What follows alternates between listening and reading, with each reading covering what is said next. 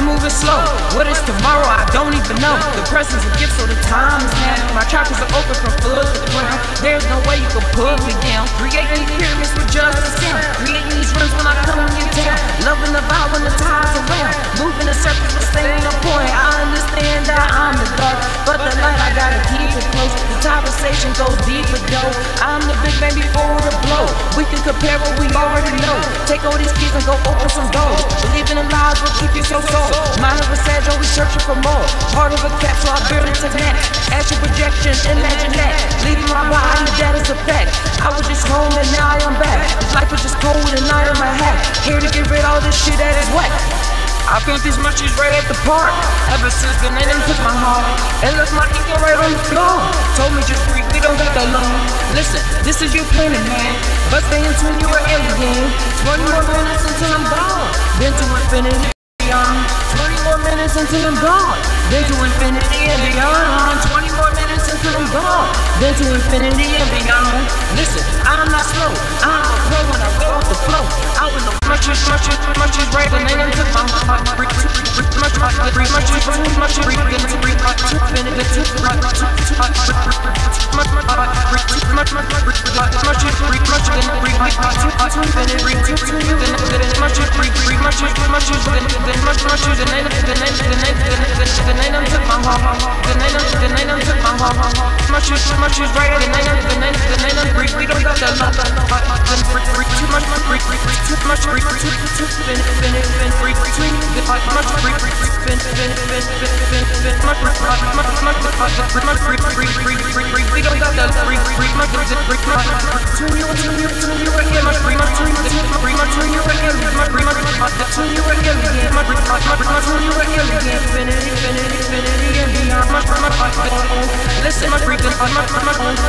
Listen.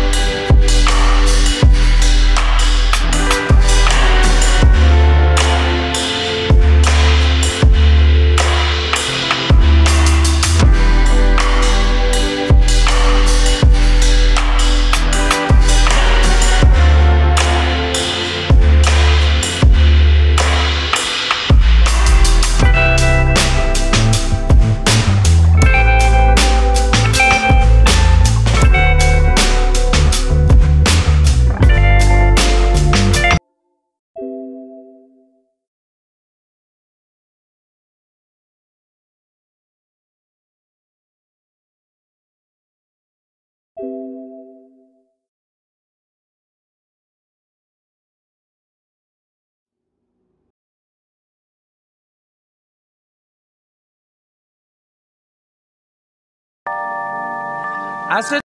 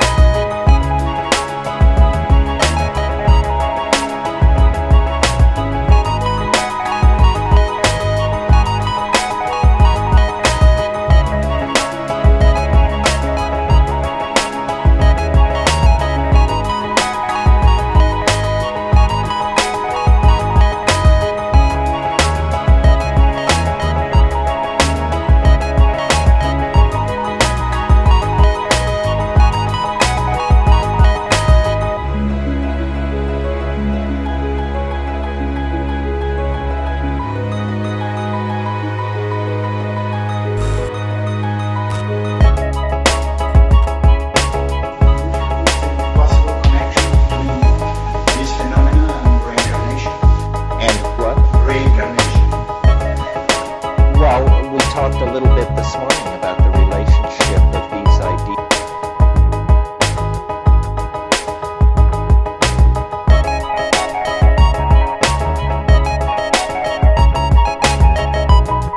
To death, and how shamans claim that they're seeing into a world of souls. I don't know. I find it... The thing which really got me is the presence of these English-speaking entities in the trance. I mean, that I did not expect. From Jung and from Freud, you expect residual memories, but not these entities, these beings. And then the question is, where are they? Who are they? Well, a conservative, the possibilities are fairly limited. They are either dead people, because they are clearly more like people than like animals. They, after all, speak and communicate and have intentionality in a purely intellectual realm. So that means they're like people, but they're not like anybody we've ever seen. So are they dead people? That's one possibility. Or are they extraterrestrials? Well, that's another possibility, but the problem is we've never seen an extraterrestrial. We've got dead people all over the place. We know that they're dead people, but we don't know if anything survives bodily death. Well, then the other source is, are they from the future?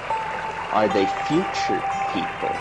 We see people now, so we can extrapolate there must be people in the future. They might be different from us.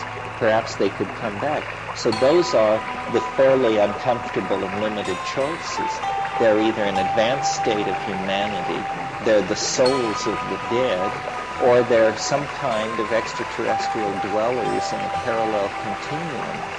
Well, now, you're supposed to generate hypotheses conservatively. That means that the dead lead by a mile, just by logical deduction.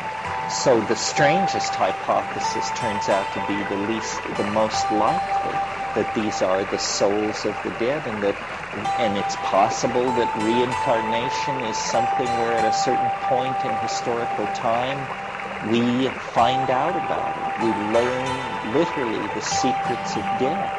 And this would be big news.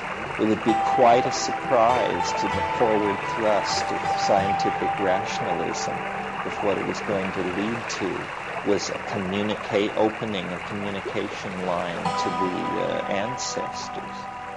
See, for instance, use of psychedelics moving in a ceremonial or ritual fashion in a way of creating new ways of coming together as people to heal that circle of shield.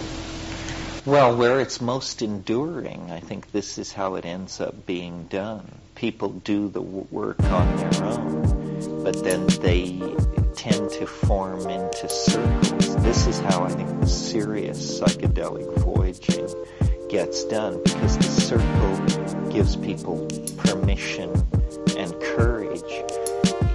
If we had an unbroken cultural tradition, we would be initiated by master shamans. As it is, we've had to sort of reinvent the whole of the world's oldest religion.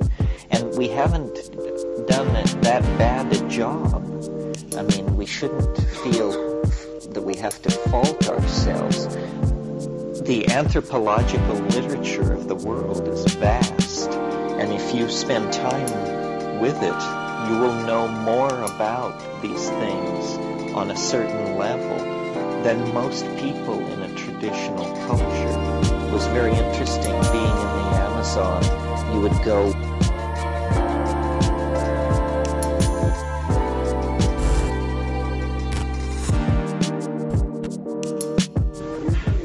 possible connection between these phenomena and reincarnation? And what? Reincarnation. Well, we talked a little bit this morning about the relationship of these ideas to death, and how shamans claim that they're seeing into a world of souls. I don't know. I find it... The thing which really got me is the presence of these English-speaking entities in the trance. I mean, that I did not expect. From Jung and from Freud, you expect residual memories, but not these entities, these beings. And then the question is, where are they? Who are they? Well, a conservative, the possibilities are fairly limited. They are either dead people, because they are clearly more like people than like animals. They, after all, speak and communicate and have intentionality in a purely intellectual realm. So that means they're like people, but they're not like anybody you've ever seen. So are they dead people? That's one possibility. Or are they extraterrestrials? Well, that's another possibility, but the problem is we've never seen an extraterrestrial. We've got dead people all over the place. We know that they're dead people, but we don't know if anything survives bodily death. Well, then the other source is, are they from the future? Are they future people? We see people now, so we can extrapolate there must be people in the future. They might be different from us. Perhaps they could come back. So those are the fairly uncomfortable and limited choices. They're either an advanced state of humanity, they're the souls of the dead, or they're some kind of extraterrestrial dwellers in a parallel continuum. Well, now, you're supposed to generate hypotheses conservatively. That means that the dead lead by a mile, just by logical deduction. So the strangest hypothesis turns out to be the most likely, that these are the souls of the dead, and it's possible that reincarnation is something where at a certain point in historical time we find out about it. We learn literally the secrets of death. I mean, this would be big news. It would be quite a surprise to the forward thrust of scientific rationalism if what it was going to lead to was opening a communication line to the ancestors. See, for instance, use of psychedelics moving in a ceremonial or ritual fashion in a way of creating new ways of coming together as people to heal that circle of shield. Well, where it's most enduring, I think this is how it ends up being done. People do the work on their own, but then they tend to form into circles. This is how I think the serious psychedelic voyaging gets done, because the circle gives people permission and courage. If we had an unbroken cultural tradition, we would be initiated by master shamans. As it is, we've had to sort of reinvent the whole of the world's oldest religion. And we haven't done that bad a job. I mean, we shouldn't feel that we have to fault ourselves. The anthropological literature of the world is vast, and if you spend time with it, you will know more about these things on a certain level than most people in a traditional culture.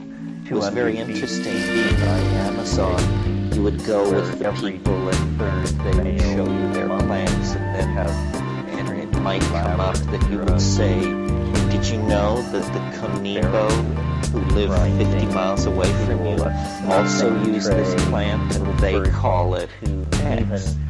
They would just be astonished. Vegetable matter. How do you know this? They've analyzed. You couldn't explain that you had read it in the Harvard Museum Botanical leaflet. But that was how you knew it. You knew it because you'd done your homework. So what they had was tremendous vertical initiation into one culture. But what you can bring to this that is very useful and respected is a tremendous general knowledge about this. Say, well, did you know that in Africa people use the same plant and they do it like this? Or did you know that in Indonesia similar practices are going on? And so we've reconstructed a shamanism. But from then spending time with ayahuasqueros in the Amazon and other kinds of shamans in other places, I really see that it wasn't as formal as we thought.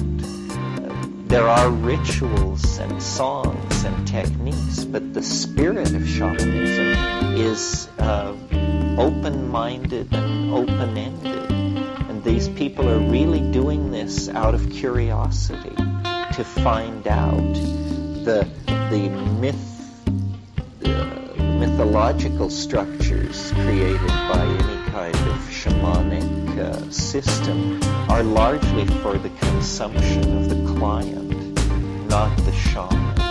The shaman knows that this is all provisional.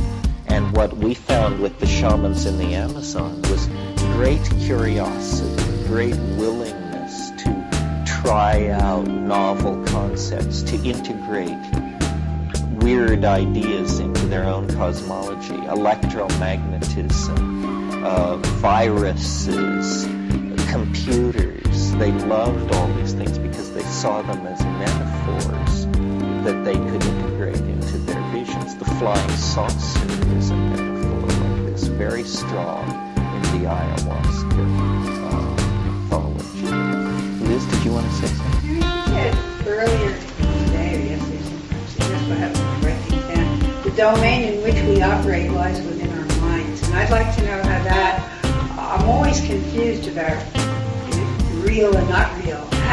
All these realities you've been describing, your little L's, et cetera, is that within your mind? And is the English, because that's the language you're most familiar with? Well, I think what I meant when I said the domains in which we operate are all within our minds is that inside culture, it's all whatever we say it is. In other words, other than that it's day and night, nature doesn't say much to us. We pursue our activities all inside the construct of culture that comes out of language. So that's what I meant when I said that it's all within the domain of our minds. I mean, it's all within the human world, potentially affected by the human mind. The problem of real and unreal, which is supposed to be a naive problem, is one I have too. I think that the real world is so strange that it's just almost too freakish to suppose. You know, I quote all the time J.B.S. Haldane, who said the world is not only stranger than we suppose, it's stranger than we can suppose.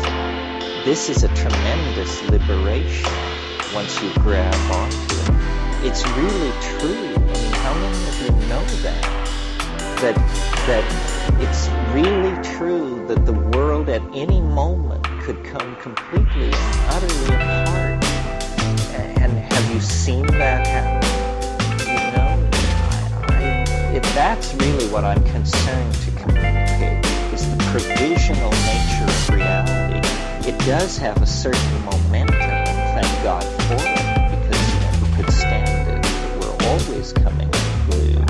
But on the other hand, you know, if you're an edge runner, if you keep poking, there are these things you can do, and then it just springs to pieces. And I don't say it's all lies. It doesn't seem to operate in the domain of truth and lies. It's just that this is all just such a limited slice to what's possible. That was very liberating for me to find out. I remember the first time I saw DMT, and when I came down, they practically had to hog-tie me, and all I could say was, I can't believe it. I cannot believe it. And I couldn't. I still can't. I mean, the whole impetus for my career is to convince myself that somebody else has seen the same thing, and that they can't believe it either. Because, you know, it's so weird that it always floats to the top. It always calms down and turns back into this. You know, rooms full of people sitting listening. But beneath that is just this really unspeakably bizarre thing. Not as we're told it should be. Not, in fact, as we're told it isn't. The one thing they tell you it isn't, it is. It is. It is made of magic. Anything can happen. To have elves by the thousands pouring into your apartment, how can a rational... what is a person to do with that? You know, because it's that what happens is that in a single moment, in the privacy of your own reality, it's revealed to you that all of history is a mistake, a delusion, a horrible misunderstanding, but you're given no evidence, only the conviction that this is so. And then you're set down among your fellows, and they don't know what you're talking about. Can't understand why you've become so agitated and addled. And I think this is what we all as psychedelic people live with. And we suspect each other. We can't be sure that anybody has ever really seen the true naked heart of the stone but ourselves. And so then it's this tremendous catalyst to language, to try and build metaphors, to try and get the nod of recognition so that we are satisfied. It's not really stranger than the real world, is it? It is the real world. I mean, in the so-called real world. I mean, that's... Well, it's more brightly colored. It's moving faster. Why is it so brightly colored? Why is it moving faster? Well, what I've noticed in my DMT experiences, and when I realized this, it was with a certain amount of horror, was you break into this space. It's dome-like, it's warm, it's diffusely lit. There are all these self-transforming machine elves and their toys, which also are singing and condensing and making objects. And so forth and so on. The whole thing is like triggers just wonder, cascades of wonder. But then I realized after seeing this several times and trying to pay attention and hold my mind steady, that this is someone's idea of a reassuring environment for human beings. It is in fact literally a playpen of some sort. Well, that means that I'm not seeing who's ever on the other side. I am emerging into an artificial construct of some sort, entirely their creation.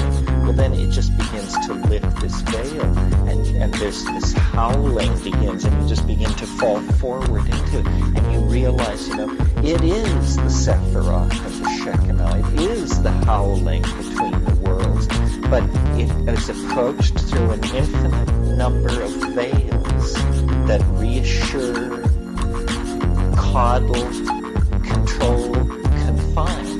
But if you can move toward it as fast as you dare, but it is entirely transforming and entirely real. It was a great realization for me to understand that there was no limit to how far you could go, that we all make a certain choice. Once you discover psychedelics, always before that, spiritual progress is, grunt work. Suddenly, you're standing on ice cubes in terms of spiritual progress and how you make it. How do you control it? The answer is most people go a certain distance and then give up, get off, stand there and talk about it. But there's nothing holding any of us back from becoming unrecognizable, not only to our friends and loved ones, but to ourselves. The stories told of the Taoist guy up on Cold Mountain, and he's been up there 25 years, and occasionally people see him, and yes, he's still alive. Well, any one of us could become that person, could march off into a dimension of magical narcissism so alien to the concerns of other people that we would have to go and live up on the crags and in the mist and eat bird nests or whatever they do up there, Well, so then that puts a whole different light on the spiritual quest, because it means that we're holding it back rather than lashing it forward to ever greater exertion. And I think that's the proper attitude, because the depth of spirit is infinite, and in its benevolence towards suffering humanity, it has made itself available in infinite amounts. So then it's for us to somehow come to terms with this. It's like having a living religion.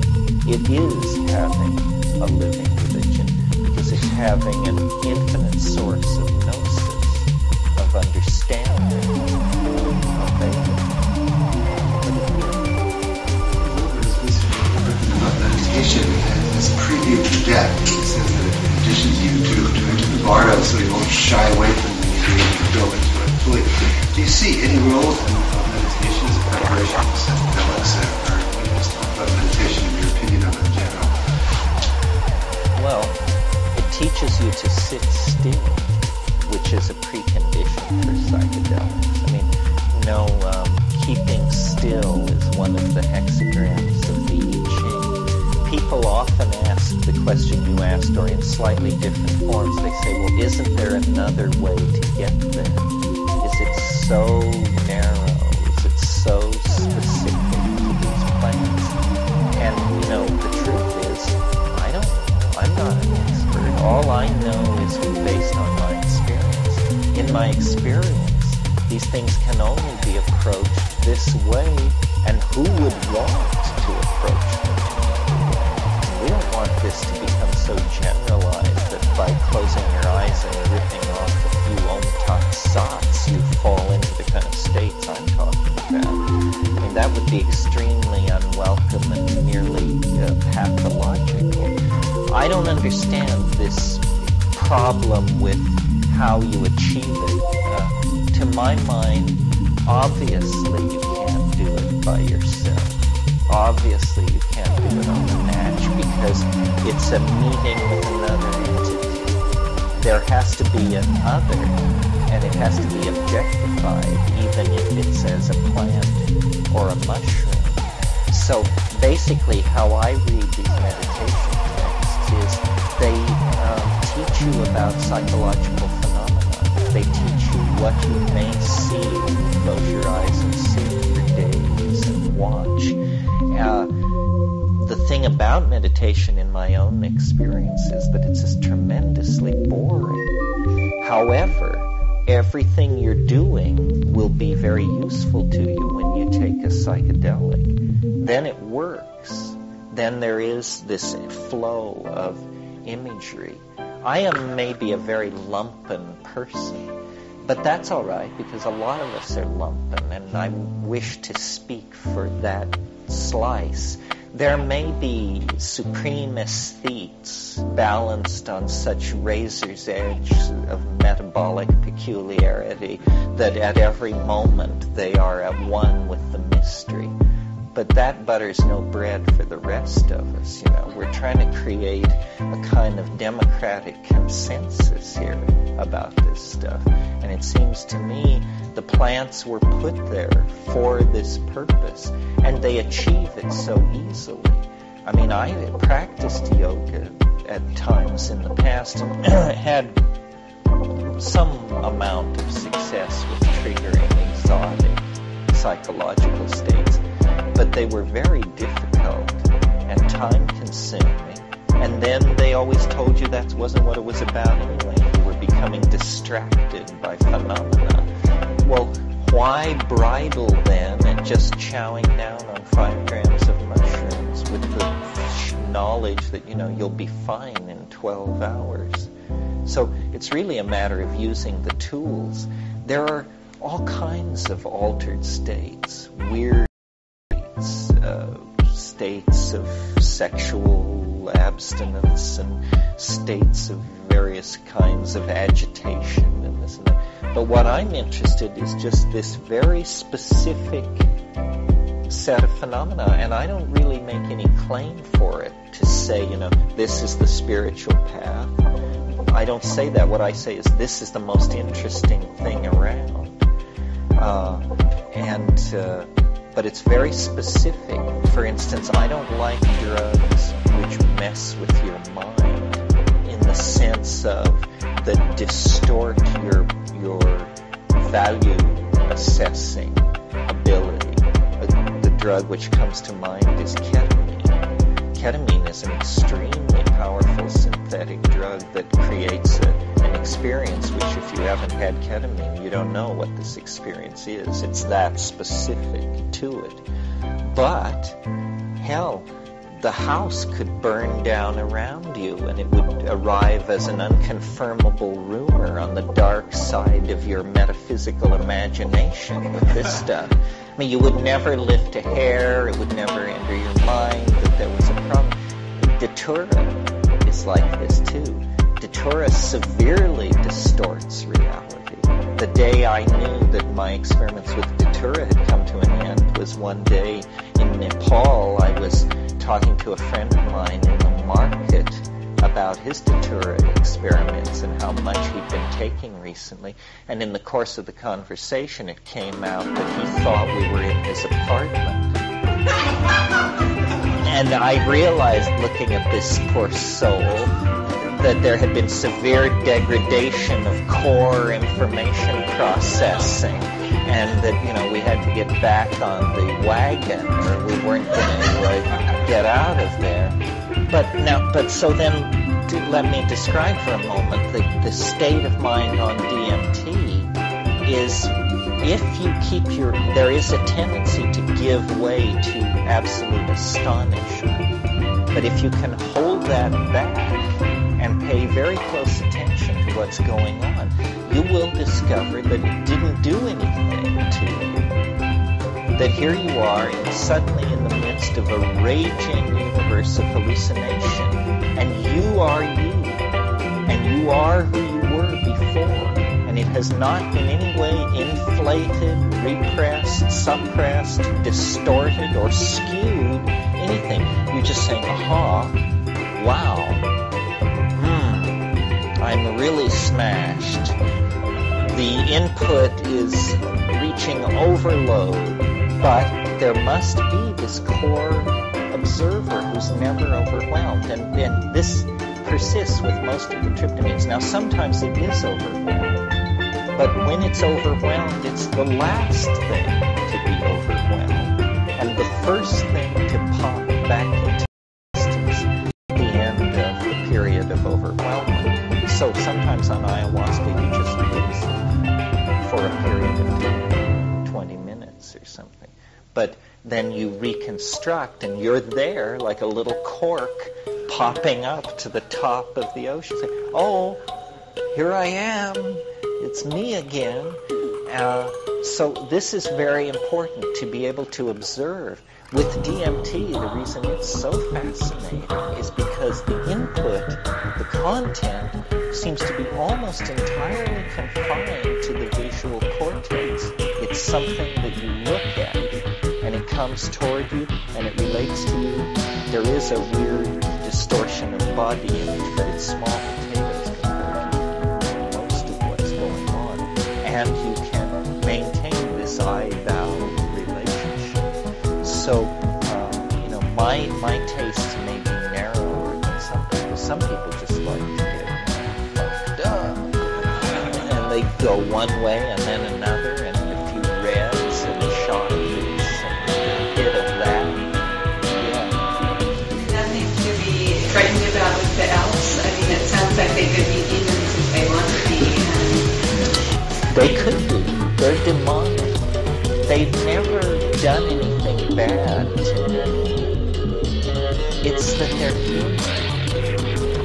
It's like being trapped in a Bugs Bunny cartoon. I mean, we all know how funny a Bugs Bunny cartoon is, but have you noticed that the humor is all based on explosions, falling anvils, and agony? And so imagine if you were in a Bugs Bunny cartoon. I mean, it's a parody of that situation. I don't know. The vibe of these creatures is very strange. They're knowledge holders. Like I've often thought that what they were was mean traders, because they had the same feeling that I associated with the Indian hashish traders. They're mean traders. They are, when they spread out all this stuff in front of you and are saying, look at this, these marvelous jeweled objects. These are things they're selling. They want to trade. They're asking, what have you got? What can you show us? Your Rolex, your fountain pen, your political beliefs, your sexual orientation. What do you want to trade? And so they're sort of like cosmic pack rats. Pack rats will take something, but they always leave something. Have you ever dealt with pack rats? Oh, pack rats are fascinating because if one finds you, it will leave an object and trade for whatever it takes. And the trick is to work it your way. So you give it a paper clip, it gives you a fountain pen. And there are stories in the gold country of Colorado and California of people having relationships with pack rats where they were trading it thumbtacks and it was bringing them gold nuggets until, they had enough gold nuggets that they could leave off trading with varmints and get a life. Yes. From your experience of other cultures that use psychedelics and have used them, do they always make people kinder and gentler? Do psychedelics always make people kinder and gentler? Do they make us kinder and gentler? Well, that's an interesting question. I mean, as I get older, I ask it slightly differently of myself. I ask the question, if this stuff is so great, what is so great about us that we're any different from anybody else? Or are we just like holy rollers and Rolfers and Taoists and Hasidic Jews and everybody else who thinks they've found the final answer? What is so great about it? The answer to your question is I don't think so. I think of the Yanomami culture. Certainly from the exterior, this looks like a fairly brutal culture. The men, it's the only culture where DMT is a regularly abused drug. And the men blasted up each other's nostrils with these hollow tubes. And then the name of the game is two guys square off. And you plant your feet flat on the ground, and the guy who goes first hits the other guy as hard as he can with the flat of his palm in the chest. And the game is to knock the person over. So you absorb this blow, and then it's your turn. And you get up, and you do it. And these two guys, totally loaded, saliva flying to the four winds, will stand and do this till somebody has knocked off their pins. Well, so then you ask them, what's going on here? Is this like the Super Bowl? Is this fun for you guys? And they explain that they have demons that live in their chest, and they collect these demons on their psychedelic trips, and the more demons you have, the harder it is to knock you over. So they're doing this thing. But they're also lacerating each other with clubs and this sort of thing. I think that it's fouled up. I have the faith that if you have psychedelic religious ritual in combination with group sex in a small tribal group whose economy is based on nomadic pastoralism, that then it will be very, very hard for these people to maintain a neurotic lifestyle. But that if you interfere with any of this, then you'll get anxiety. And so you have psychedelic cultures, but the Yanomamo, this is a culture of male dominance and sexual anxiety and, a lot of tweaked stuff. But I think that the main thing is that the cultural group must take the psychedelic frequently enough that the ego does not form, and that the specific manifestation of ego that you want to watch out for is concern for male paternity. That once it's gone that far, it's lost, and because then there's male-male rivalry for women and territory. Yeah. I'd like to go back to the Irish elves for a second. My wife came across an article. She's Irish, and came across an article last year drawing a loose connection between the ancient sweat houses and possibility of seasonal ceremonial use of shrooms. And we sent you that article. I remember that article. I was wondering if you follow that up in light of your having written the introduction to the reissue. The Celtic faith, or the fairy faith in Celtic countries. Well, it would be very interesting to prove psilocybin use in ancient Ireland. That people who have been to places like Ionia and like that say they're just overrun with mushrooms. And yet it's not explicit in any Celtic source. There's a lot of psilocybe in Europe. I mean, I was surprised. I thought that it occurred rarely, and so you could make the argument that it was possibly there. But last year when I did a speaking tour of Germany, and we were from Hamburg clear down to Munich and into Switzerland, everywhere there were mushrooms.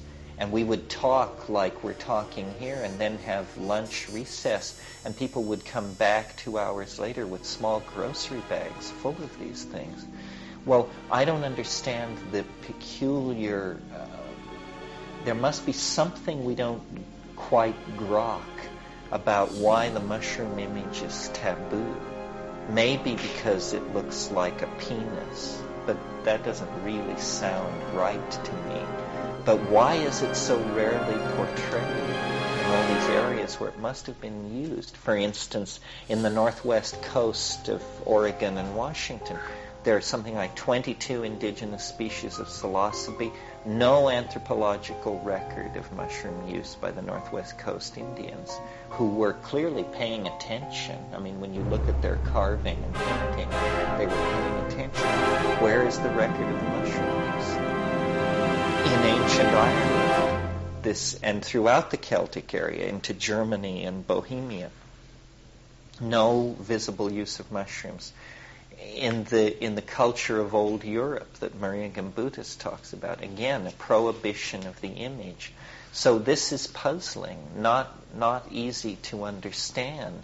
I would like to believe that in Africa, 15,000 years ago, the primary religion of humanity was goddess-worshipping pastoralism based on sacramental use of mushrooms.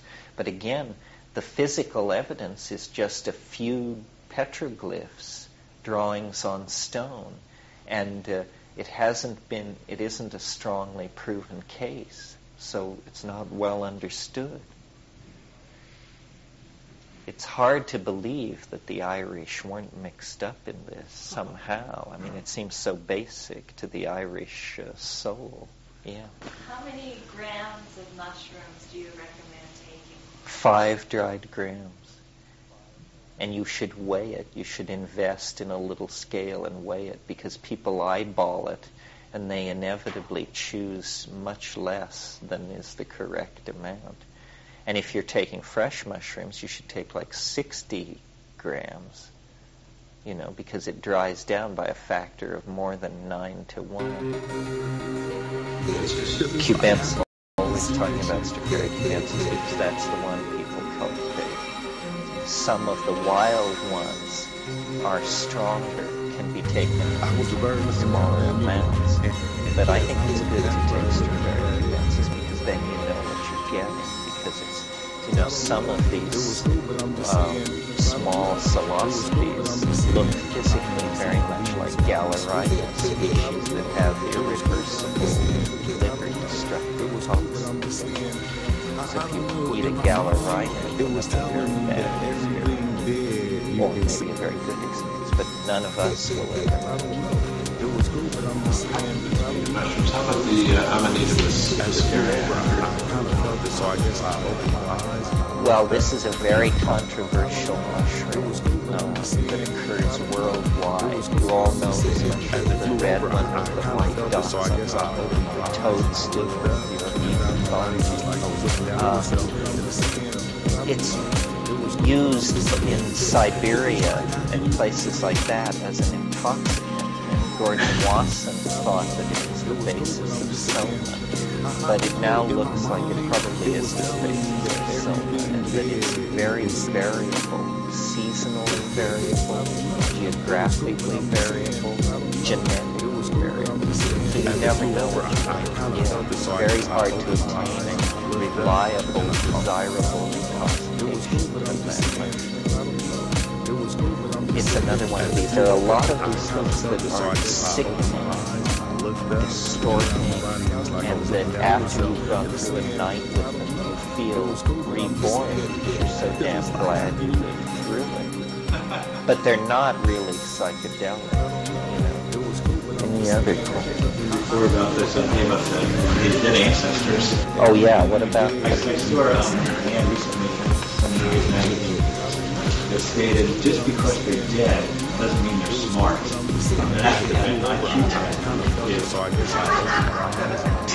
An IQ test to your ancestors? That most of the entities in the channel. Well, that's great. We've needed that for a long time. Just the simple test for grammatical correctness would eliminate. Anyway, that I had an experience with ketamine, and I did not find it at all distorted my central observer self. the way you talked about Datura. And I think at the height of a DMT trip, you wouldn't be able to do much with the fire in the house either. I mean, when you take a psychedelic that powerful, ketamine or DMT, you make sure you put yourself in a situation where you don't have to worry about physical surroundings. True. But the thing that we noticed about ketamine is the first thing that happens is you stop worrying. The very first thing, before there's any manifestation, any symptom whatsoever, you get this kind of, what the hell? And that's the sign that it's beginning, but it's also the sign that you're not paying attention.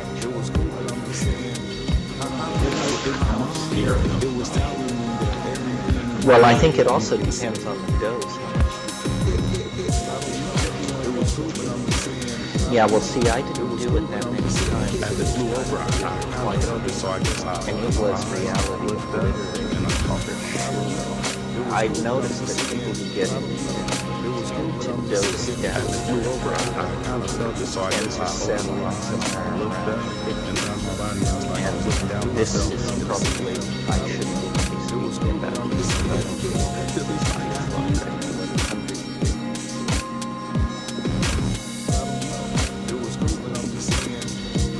with the DMT, the main thing is, at first you think, oh my God, how can anyone ever remember this? But it's really that you have to learn to control your own astonishment. That it's like having a heart attack of wonder, and after you've had the experience 3 or 4 times, you just learn to be cool. Say, no, I'm not going to give way to a bunch of exclamations about how amazing this is. And they tell you to do that. They say, don't start raving about how amazing it is.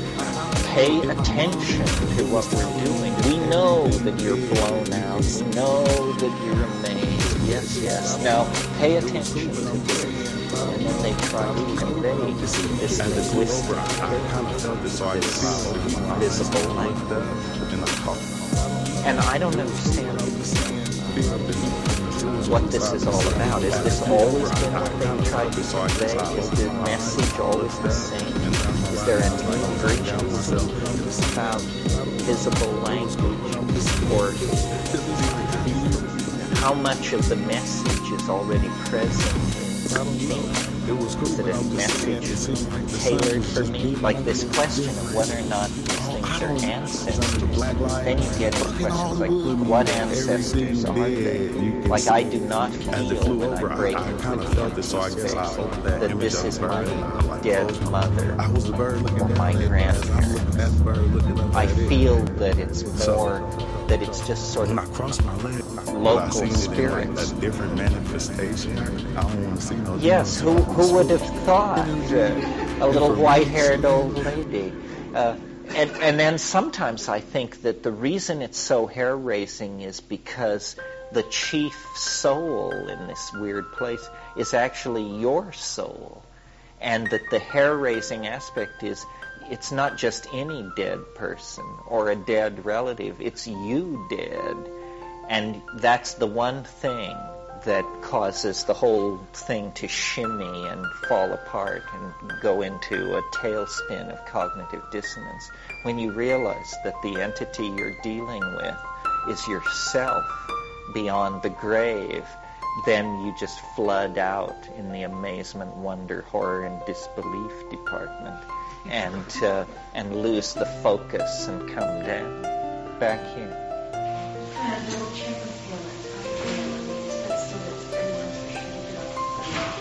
There's different weights, there's different genders and ages. Yes. Small people. Well, 5 grams is what I think would destroy most of the resistances of a 145-pound person. A person who weighed 90 pounds could take far less, but a person who weighed 90 pounds who took 5 grams should be in no physical danger. You can play with it. But at higher doses, it gets stranger and stranger and stranger and stranger. I mean, anything above 8, you're definitely a pioneer as far as I'm concerned. But it's a good point. If you weigh 90 pounds, you maybe don't want to chow down on 5 grams right on the get-go. But the key is to do more rather than less, because otherwise you can miss the point, you know. I was even thinking about that. I know I've had numerous trips on different substances where I felt like I took too little and it was almost more horrifying than if I just knocked myself over. Yeah, well, I think where the trouble comes is in the subthreshold doses, where you're neither fish nor fowl, and you're thrashing around in it, and you get into these loops of psychological, abrasive psychological self-examination and stuff like that. And what you want to do is you just want to blast through all that. It's hard. Yeah, you can see. Yeah. And singing and cannabis are my techniques. Together seem to be able to move it around. That you mushrooms alone in the dark. What is the effect of being with people who are either observers or participants in Oh, well, for me, I mean, you have to understand, I mean, I'm a double Scorpio and a kind of reclusive type anyway. The reason I don't particularly like tripping with people is because I just worry. I'm a worrier. And if I'm stoned and somebody else is stoned, then I worry. And I listen to their breathing, and I wonder how they're doing, and I wonder if I should ask how they're doing. And I just lose all spontaneity, and I become completely the victim of my imagined concern for this other person. Well, then, and then the other thing that happens is people are the weirdest objects in the universe. And if you're stoned and you come upon another person stoned, they can just unleash something you could never have imagined or conceived of. I remember, I think I learned this lesson the hard way in India. But years ago, once at Sarnath, it happened many times, but this was just, Sarnath is the place where the Buddha taught his first sermon after attaining enlightenment. He walked from Bodh Gaya to Sarnath. So I took mescaline. It's all nicely green and sculpted. And we were sitting there under a tree, and I swear, 500 yards away, there were these 2 Indian guys walking across my field of vision. And I was sitting there, and I was loaded, and I was watching the traceries. And then I looked out across my field of vision, and I saw these two Indian guys stop dead in the center of my field of vision. They said something to each other, and then they turned 90 degrees, so they were now facing me, and they began walking toward me. And I was horrified. And I looked down, I said, I was so horrified that I said, I can't believe this is happening. I refuse to believe this is happening. I will just look at the ground in front of me like this. So I started looking at the ground in front of me, and I looked and looked and looked and looked until 2 pairs of brown feet appeared in my field of vision. And then I looked up at these guys, and they had caught the vibe, and they wanted to know what was going on. And several experiences like this caused me to believe that you should really bury it before you take it into public.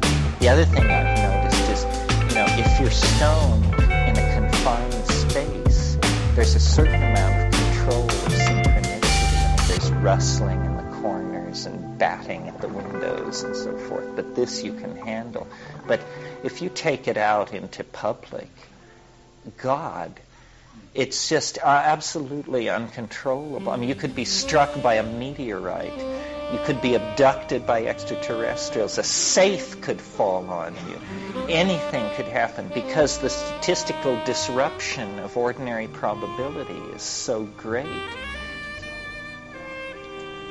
What did I say? Oh, I remember what I said. I looked up and I said, I cannot be interrogated. It was good, but it didn't work. Say, how long have you been in this place? You're coming from which place? No, what I found in India was people were telepathic, but it didn't make them like you any better. It just gave them a fantastic kind of in.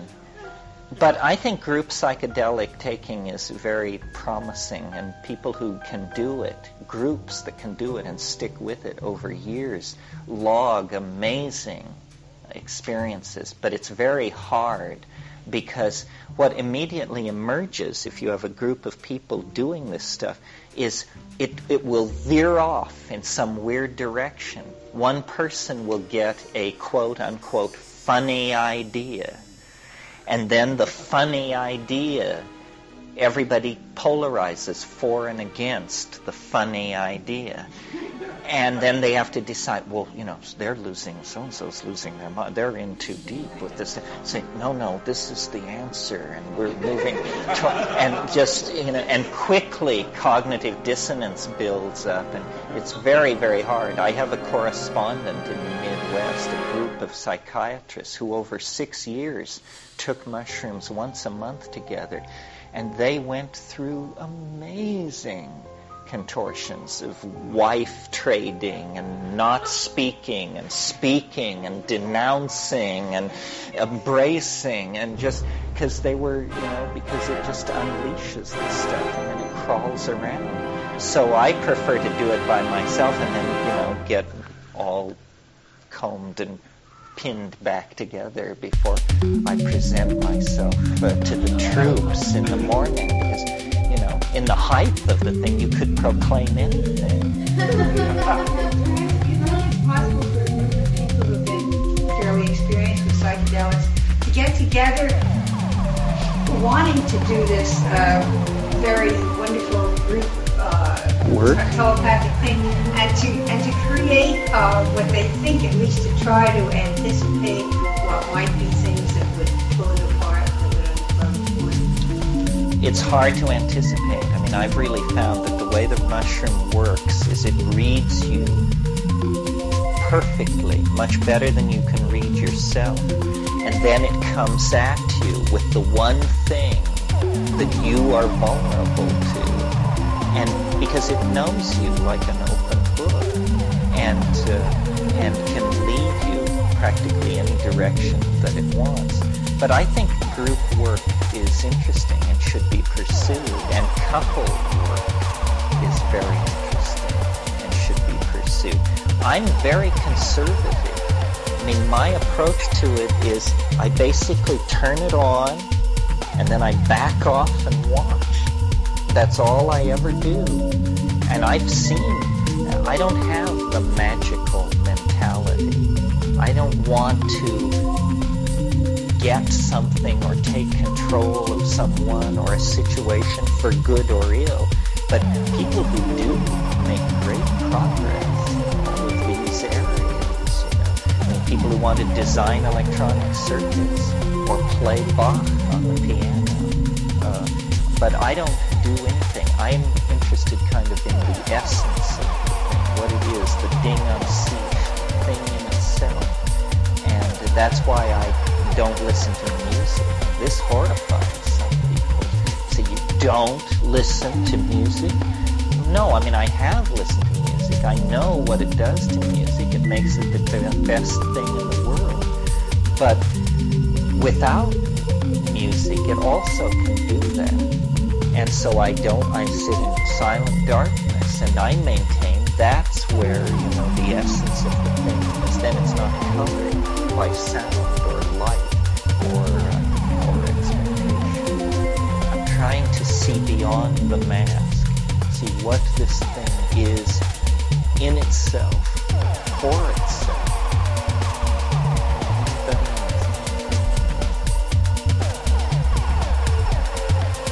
I mean, in terms of the proximity to the trip, a lot of people like to fast. I don't particularly say you should fast. I just say you should have an empty stomach. 5 hours without eating is good. You should just be cleaned out.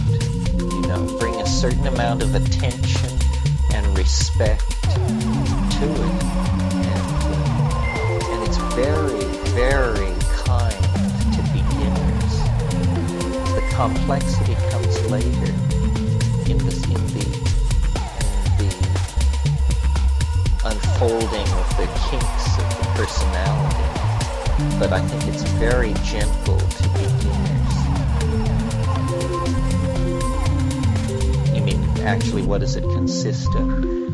It's no sugar, no alcohol, no salt, sexual abstinence. It's basically a diet of manioc and certain fish, and I don't think many greens. Is that it, Ken? Bananas, plantains. It's probably analyzed nutritionally. It's probably a serotonin-loaded diet because of the large amount of plantains in it.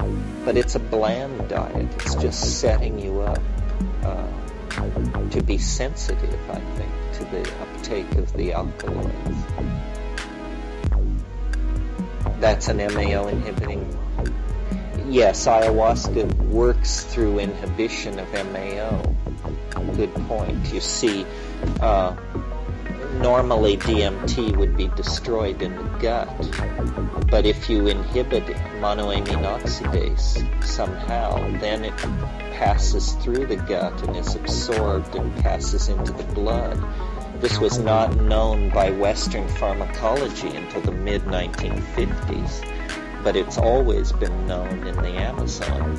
So the strategy, you see what ayahuasca is really is a slow-release DMT trip where you take a plant that contains DMT and you combine it with an MAO inhibitor. And then when you take these together, the DMT slowly releases and you get the equivalent of a DMT flash, but stretched out over about an hour and a half. And so you can watch it more carefully. And some people say, that I overstress the visual side effects, that all kinds of things go on psychedelic drugs. Insights, conceptual breakthroughs, weird distortions of body image and this sort of thing. And this is all true, but to my mind, the visual thing is the most striking because it is so other. It is so highly organized, so demonstrably the product of intelligence. I mean, it's not a feeling, some weird feeling, nausea or subthreshold poisoning. It's simply the release of understanding and somehow visually processed understanding.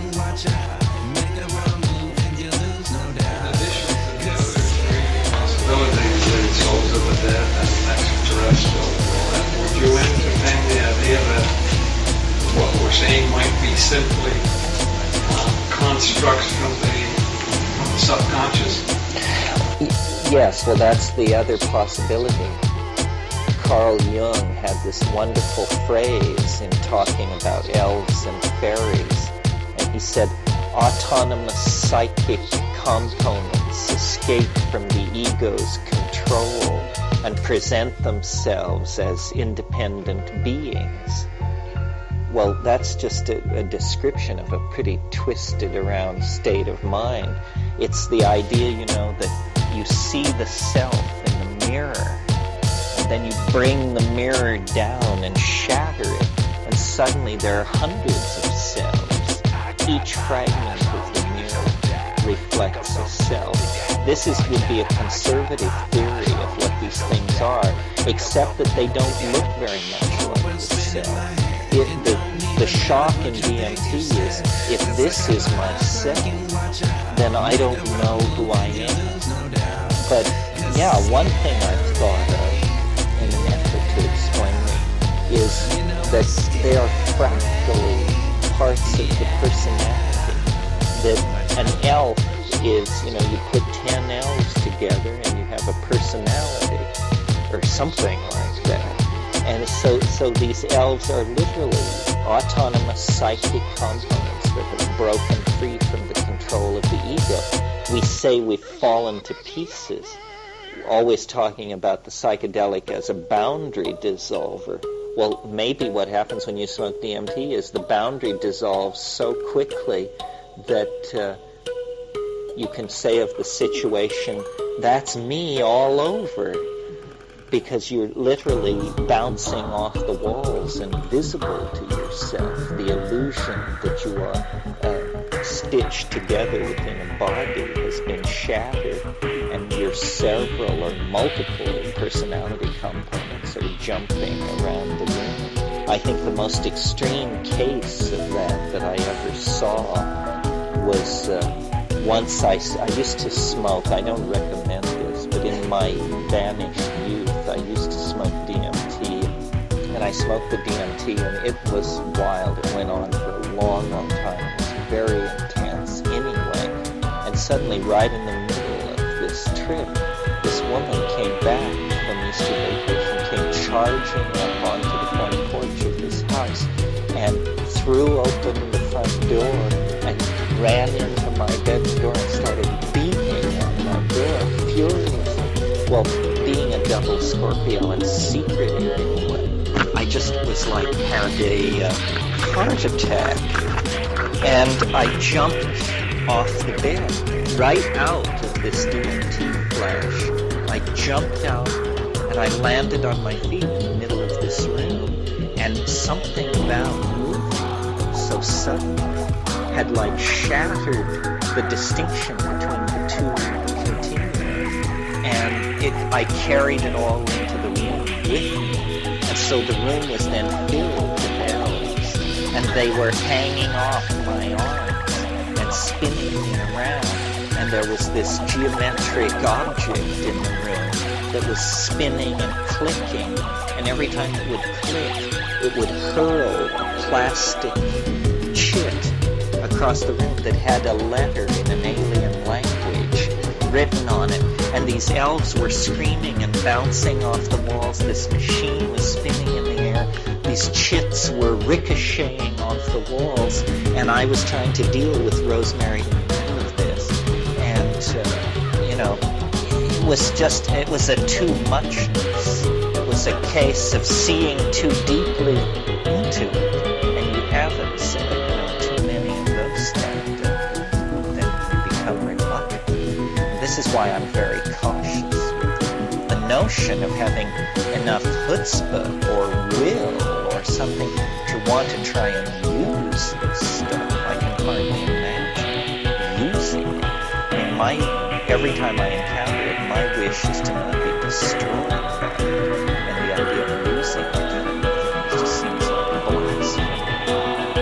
And probably is blasphemy. Probably a good way to get cut down to size. Yeah. Last night you were talking about how certain times harken back to other times. Right. To this formula. And in the beginning of this weekend, you were talking about the archaic revival we're going towards or through. And I thought you were talking about going back to the time of that city in Turkey, that 30,000 years. Çatalhöyük. Uh-huh.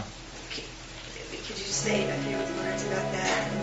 Is that connected? Well, no, that's the basic notion that somehow our future lies in our past. And shamanism, well, the particular past that I wanted to concentrate on was this period of time after the melting of the last glacier 20,000 years ago, and for the 10,000 years following that, when there were pastoral populations in Africa and leaving Africa that had developed this ecological balance and this shamanic doorway to nature. See, at every, the computer isn't here, but at every glaciation, human populations were bottled up in Africa during the time when the ice pack was thick. Nobody was getting out. But only the last time where the people was pastoralism developed in the intervening period. So it was 20,000 years ago. Those people leaving Africa were herders of domesticated cattle, and all previous radiations out of Africa had been hunter-gatherers. Yeah, the Minoan civilization, see, Çatalhöyük ended in 6500 BC.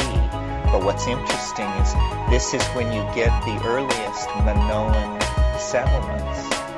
And they carry the pottery motifs and building styles of central Anatolia to Crete. So it appears that what happened was Çatalhöyük was like the last outpost of this goddess culture, and when these wheeled chariot Indo-European folks came down,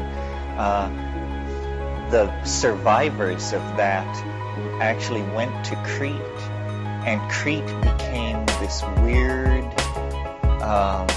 institutionalized backwater where literally for 3 millennia the fossilized social forms of the previous matrilineal society were kept intact, while on Asia Minor, on the mainland, it all became about kingship, male lines of descent, and all that. It wasn't actually until that turning point at the top of the wave in 980 BC that the last vestiges of this goddess culture were crushed in Crete.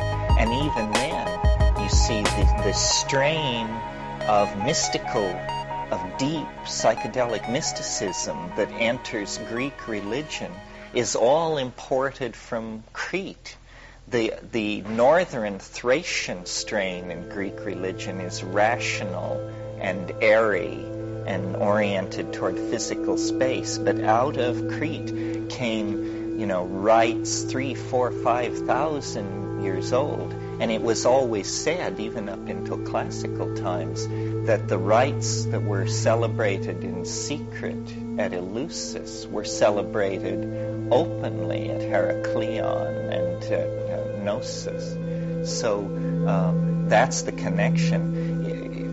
My fantasy about all this is, you see, Çatalhöyük represents such an advanced civilization over anything else existing that, and it can be traced back 1,000 years to Jericho. The people who built Jericho built a round tower there that was the absolute glory of the engineering world of 8,000 BC. And it was a grain storage tower. But then these Jericho people, it's hard to trace where they came from.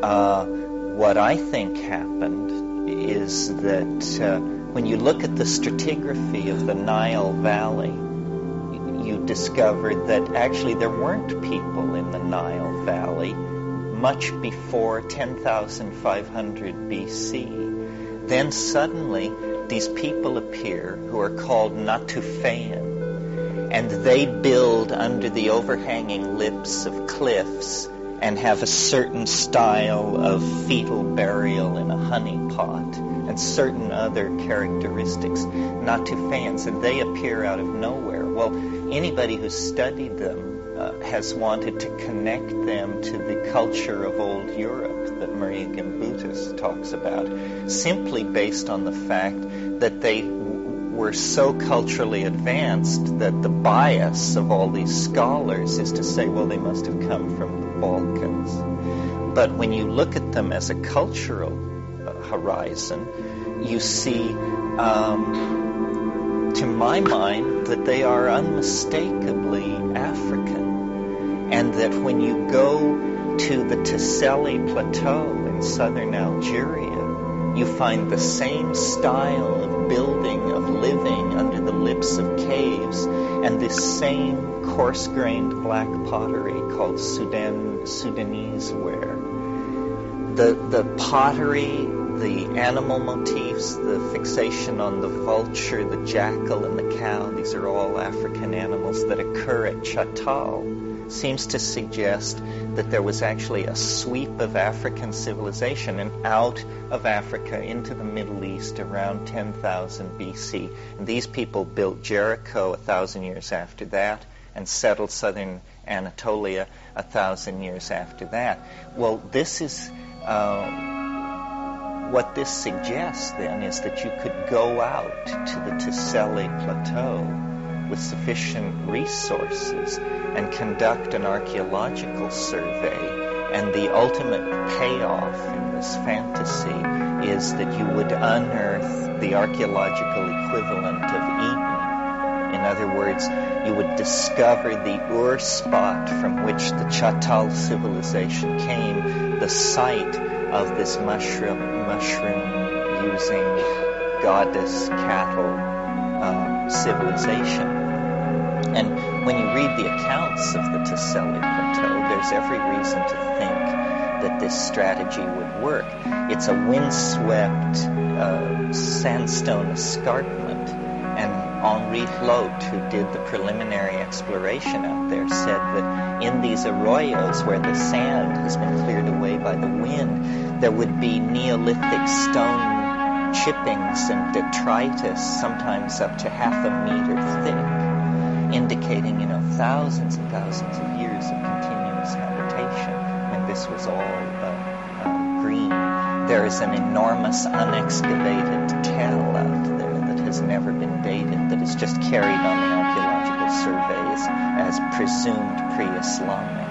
It's enormous. So digging out there might be a very useful thing to do. It's from that area that we get these 9,000-year-old images of shamans with mushrooms sprouting out of their bodies. Shamans carrying mushrooms over their heads and running in long chains with strange geometric motifs trailing along beside them. So it would be a kind of recovery. I think archaeology will play a big role in the archaic revival, that part of our cultural dilemma and our political infantilism comes from the fact that we don't know history. So we're easily led, and we don't even really understand the history of the 20th century. You ask somebody who Joseph Goebbels was, and they think he served in the Nixon cabinet. So hardly to speak of who was Suleiman the Magnificent and just exactly what was Frederick Barbarossa's role in European history and so forth and so on. But recovering this is like waking up, gaining control. And I said yesterday, it's only been 1,500 generations of people that have walked us into this dilemma. But the archaic revival is a huge paradigm shift. You can imagine, remember the example I gave about the shift from the Renaissance, or from the medieval to the Renaissance, which really was a giving up of the universal power of the church, the philosophical certitude of giving your allegiance to the Holy Father in Rome, and setting out into the pure existential universe. I mean, Marcello Ficino said man is to be the measure of all things.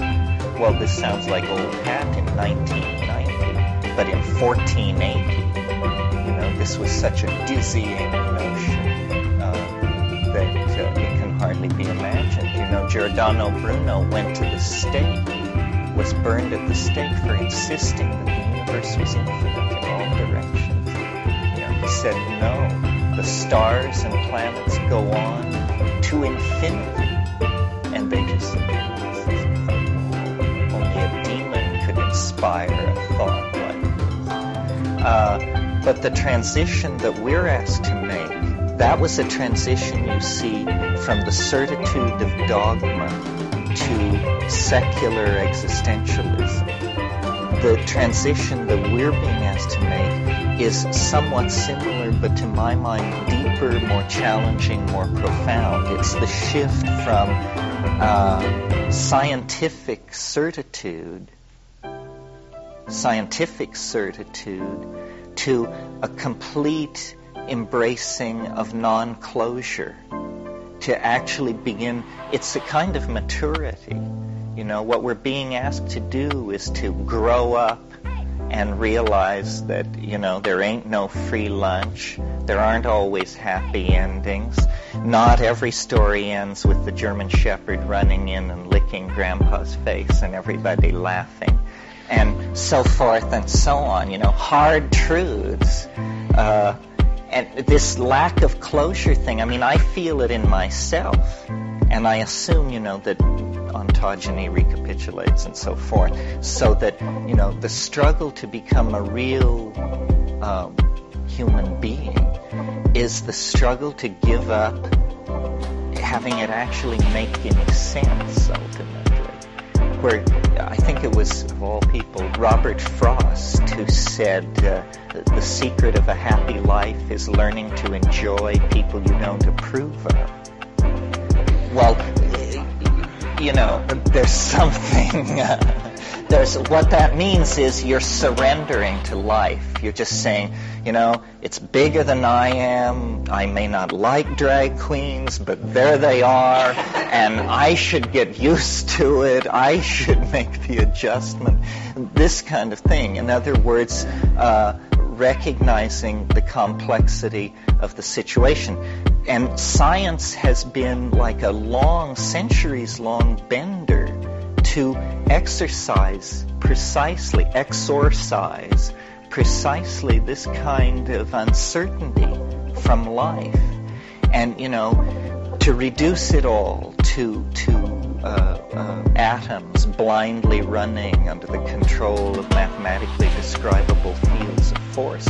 The problem is, all the higher order phenomena, sociological, political, aesthetic, human organizational, got shoved off to one side and just sort of festered there for a long time while technology perfected itself, mass production, mass media, information transfer, but the human dimension lagged.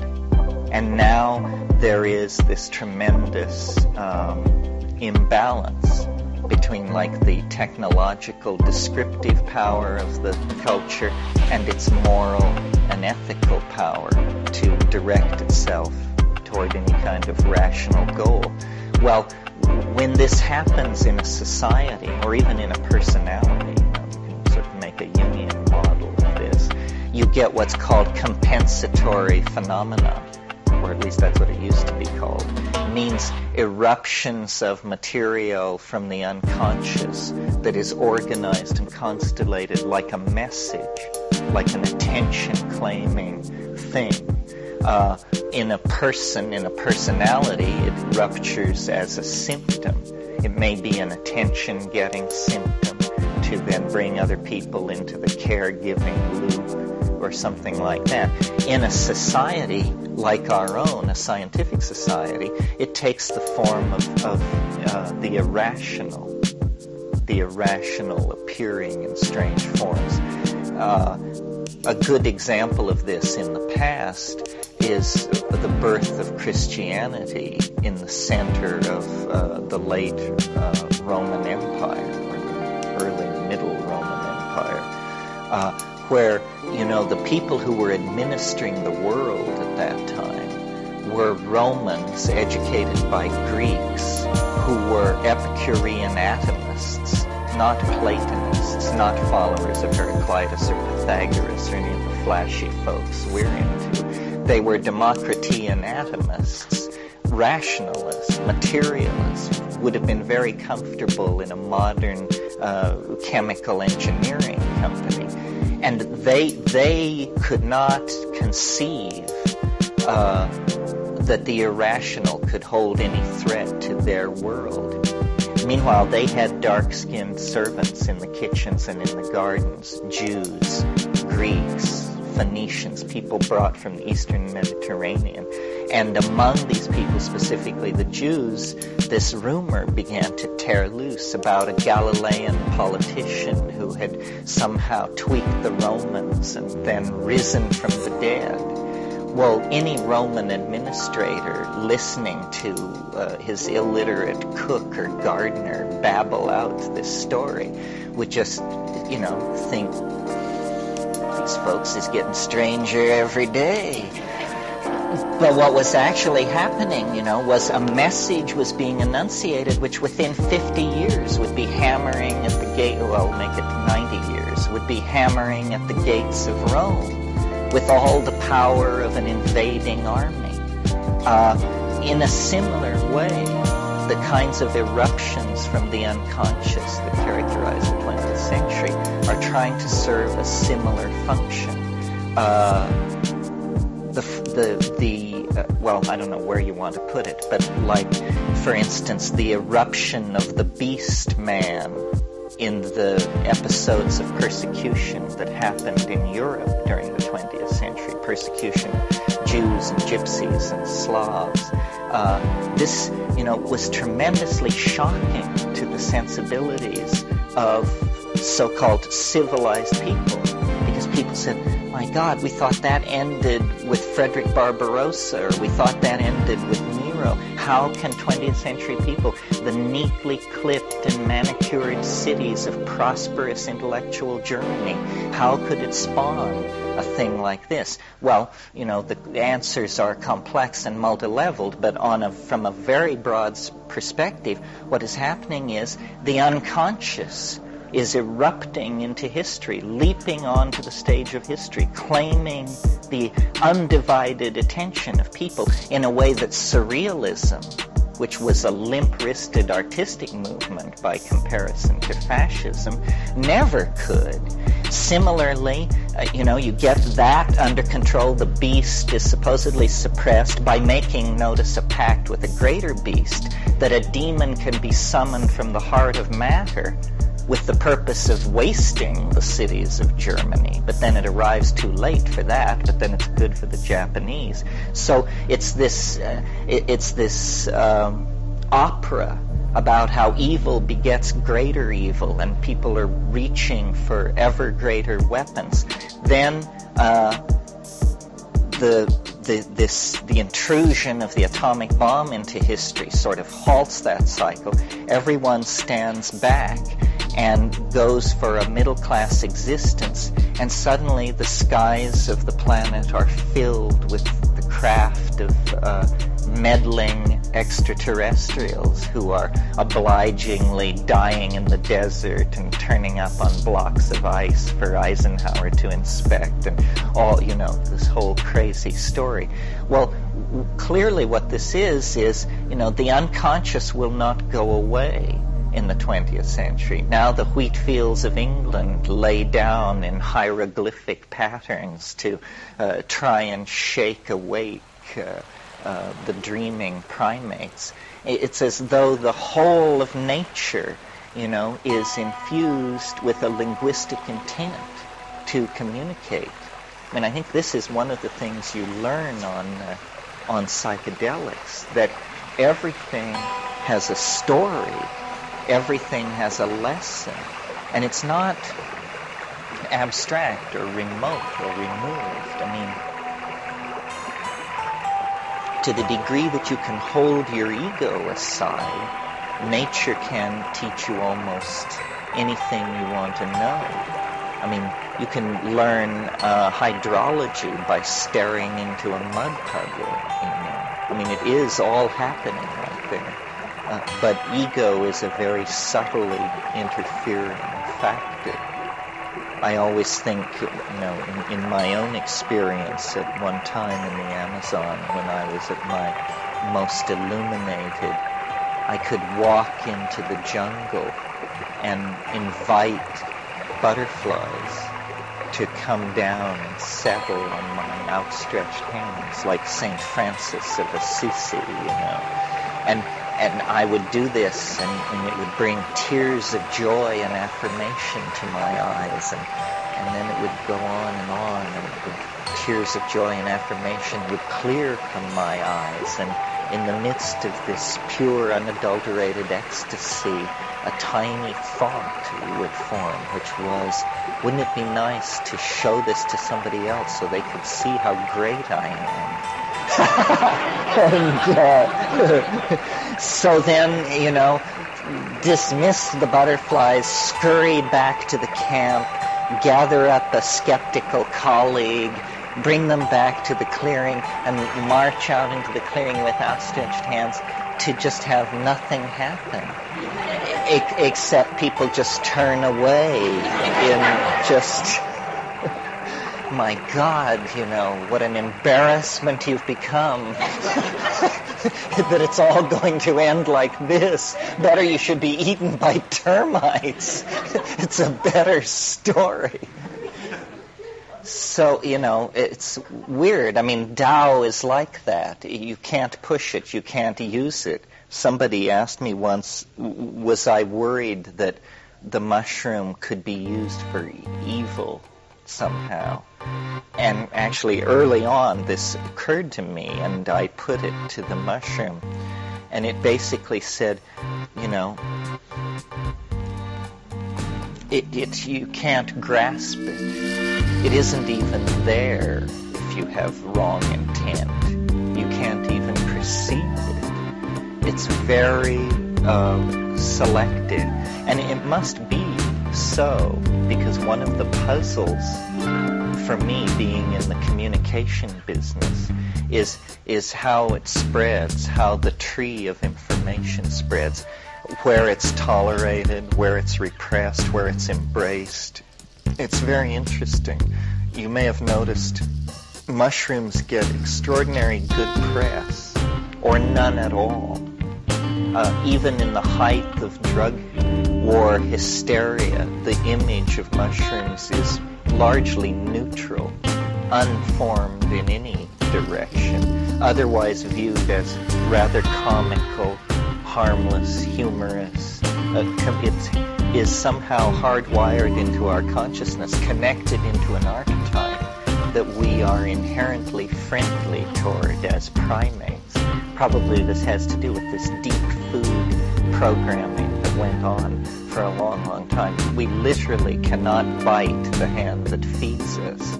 So we have a kind of intellectual blind spot to this.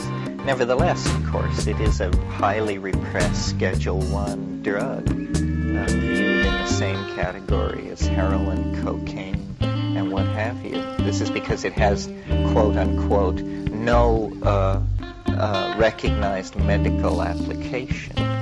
I don't know. It depends on what you think of as mental health. I would argue that it's an enzyme for the imagination, without which, as the sign says on the blackboard, you're not yourself. I don't know who wrote that up there, but they must have heard an old tape of mine. This was a graffiti on a wall in Cali, in Colombia. Without this, you are not yourself.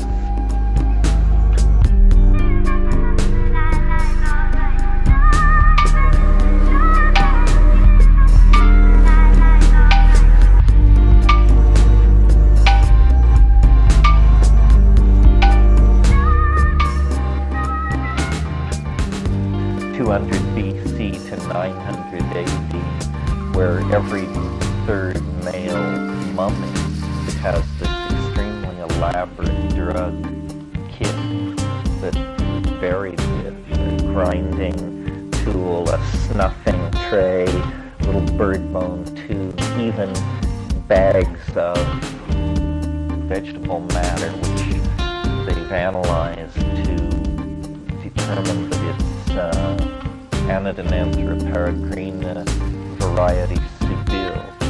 Anodonanthera peregrina was known to be a DMT-containing snuff used widely over the Amazon. But this variety Sibyl that they found, they then went on expedition right across the border from this part of Chile into Argentina and found these places where these trees are the major component of the flora.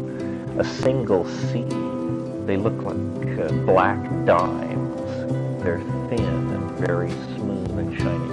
A single one of these seeds will intoxicate you if you grind it up and snuff it up. So interesting. It's him trying to imagine a culture where every third male is involved in this cult, or involved to the degree that he's buried with the snuffing kit. It probably means the whole population was, or at least all the men. Very little is known about this culture. It didn't write. It's a pre-Incan deal. In the Atacama Desert of northern Chile, which is some of the most remote, wild place on this planet, it looks like another planet. I mean, it's a desert above 10,000 feet. Oases characterized. There are a couple of oasis, whatever, and no rain has fallen there in this century, as far as weather records go. So it's one of the driest places in the world, and this explains the presence of these mummies, which they found thousands of them. When Manolo took over this project, there was this sort of banned Dominican character in the town for years and years, and he had exhumed over 3,000 mummies and had them on shelves around. And so he's kind of a necrophilic archaeologist with a penchant for, I don't know, I wasn't I said the street they keep calling Ty, they say they just want to talk. The felt presence of immediate experience. They want to take me to the future, talked so about I that took a some lot. G's and It's dim not my lights. 20 more phrase. minutes until they come up, so I ordered some trees to ignite. The felt presence of immediate experience. In other words, it just means how it is here now for you from your point of view, which is what you're always inside, no matter where you go, awake or asleep, stoned or unstoned. Reality has a quality, which is the felt presence of immediate experience. Wittgenstein called it present at hand, making a more complicated metaphor by bringing into the notion of something which grasps. I think we've talked at times about, is it Morris Berman's book, Coming to Our Senses? Have you all read that? Did you know about that? It's a great book if you haven't read it, and it basically is the history of our denial of our senses, and what a denial of immediate experience, pleasure, erotic pleasure, every other kind of pleasure, the Western enterprise has become. And he talks about some interesting things in there that I haven't ever seen discussed anywhere else.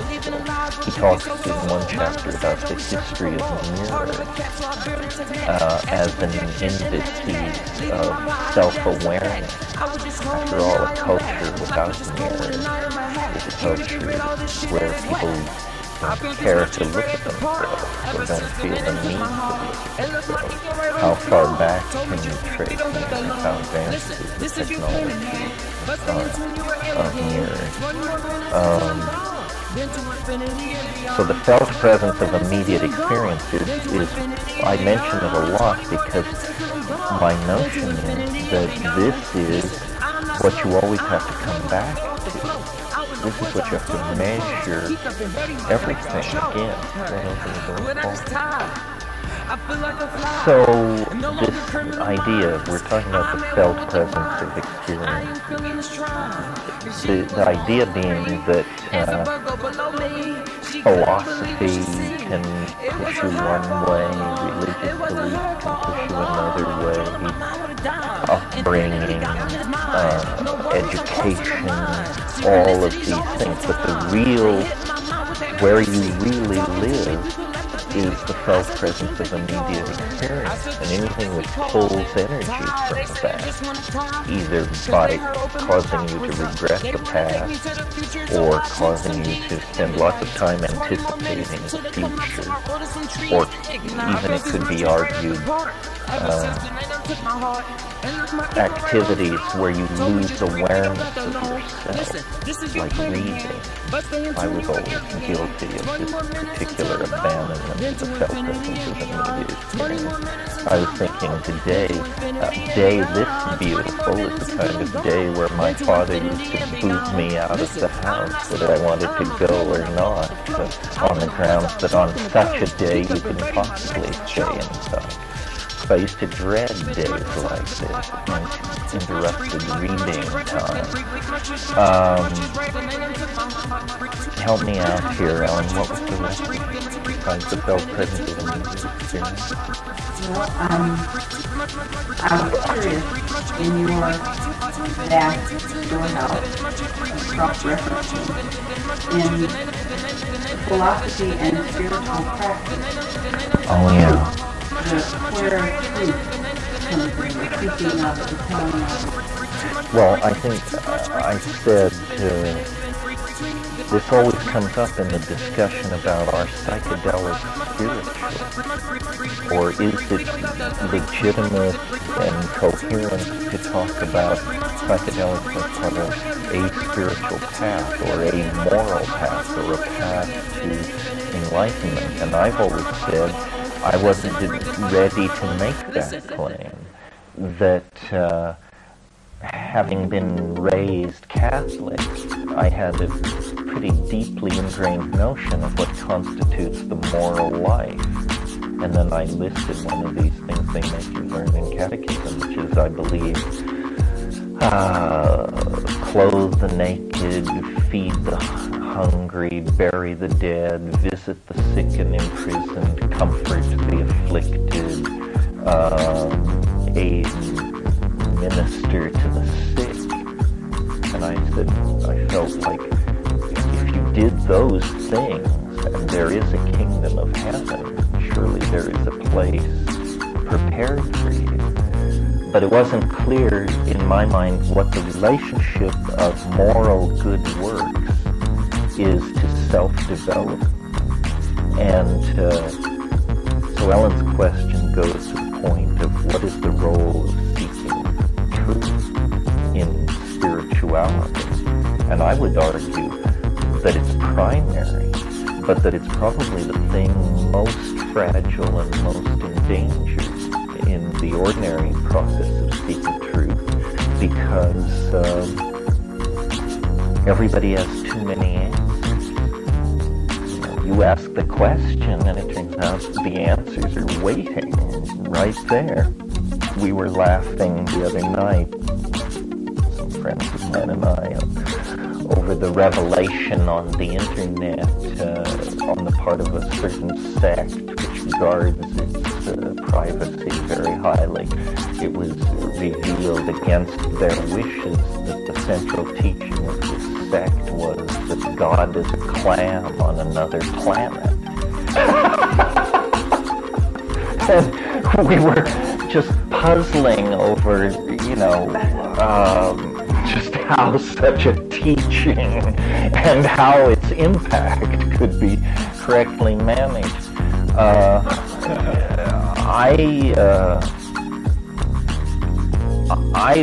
I don't know what Ellen's position is on this, but I've always felt, and this is my position and a minority position and not an orthodox position, that salvation was an act of understanding. That it's all very well to feed the sick and bury the dead and all that stuff, but that ultimately somehow there was some kind of a heaven prepared for those who could treat this world as a conundrum, a puzzle, a paradox, and figure it out. And this is a persistent idea in folklore worldwide. You get it in Buddhism with the idea of the doctrine of the parinirvana, that if a single being could attain enlightenment, all sentient beings would be instantaneously enlightened. So somehow we're all waiting for just one of us to figure it out. Yes, the one monkey.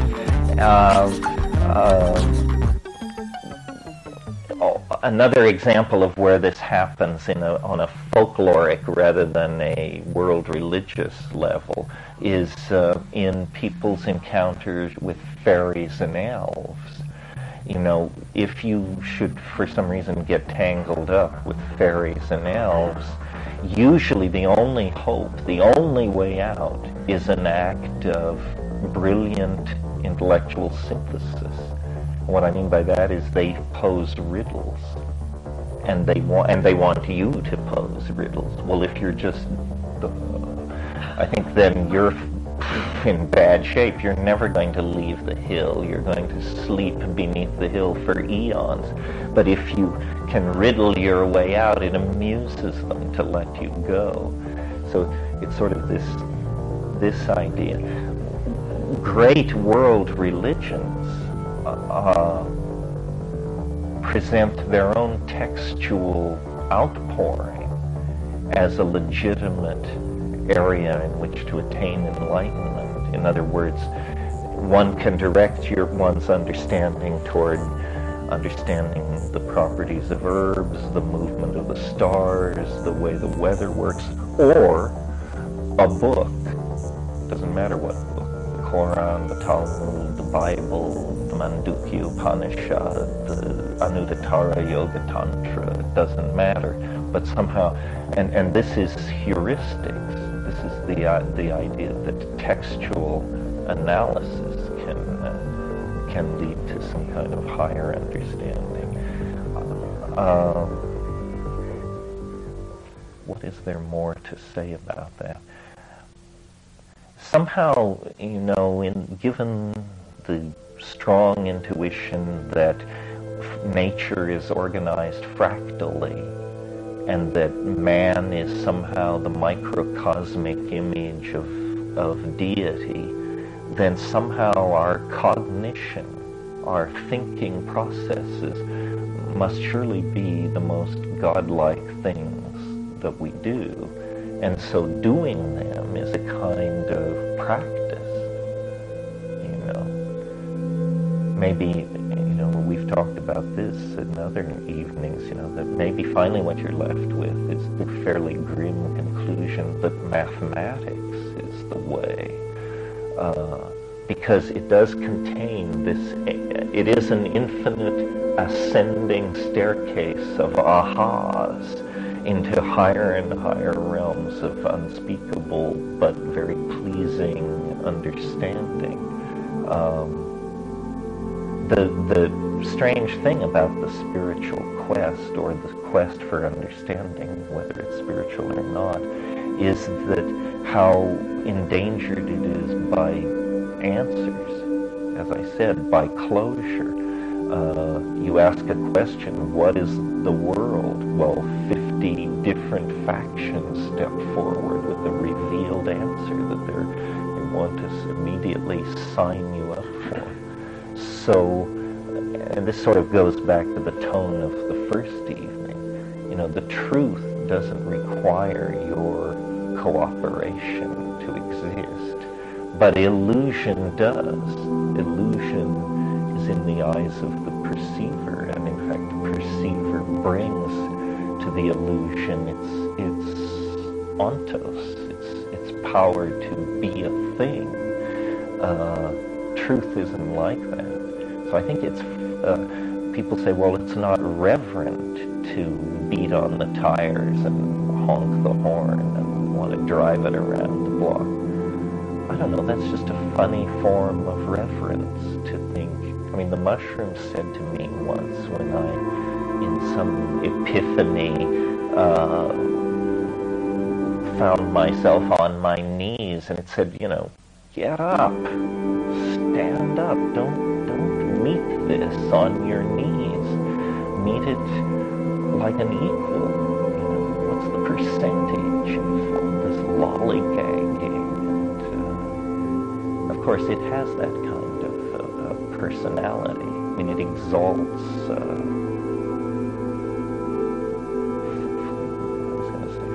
But cognitive clarity. The Buddha image of all of this is Manjushri, the Buddha of discriminating wisdom. And Manjushri is always, not always, but in his peaceful form, always portrayed with a sword.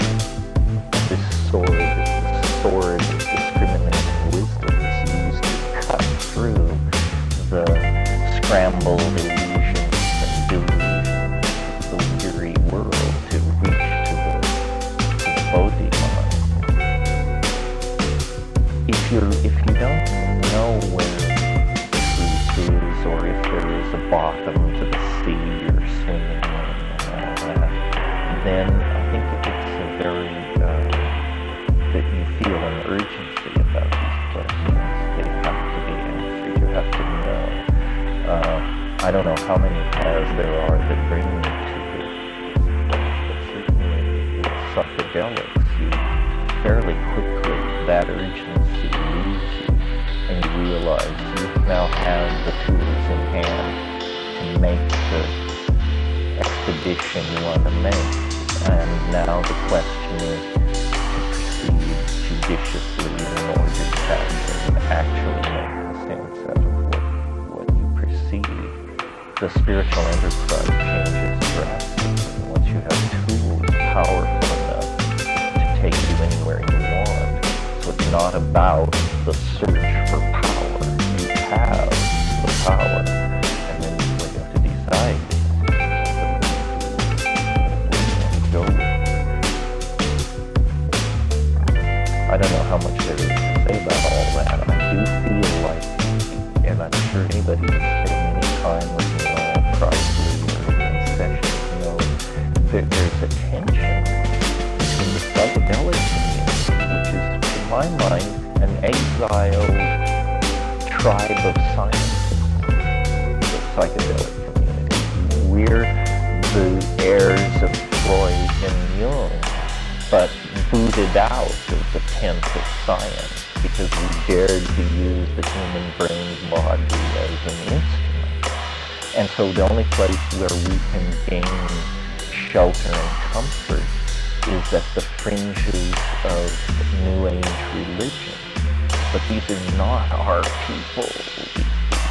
You know, they serve strange gods and bizarre agendas, and we need to not lose our identity among them because they play by different rules.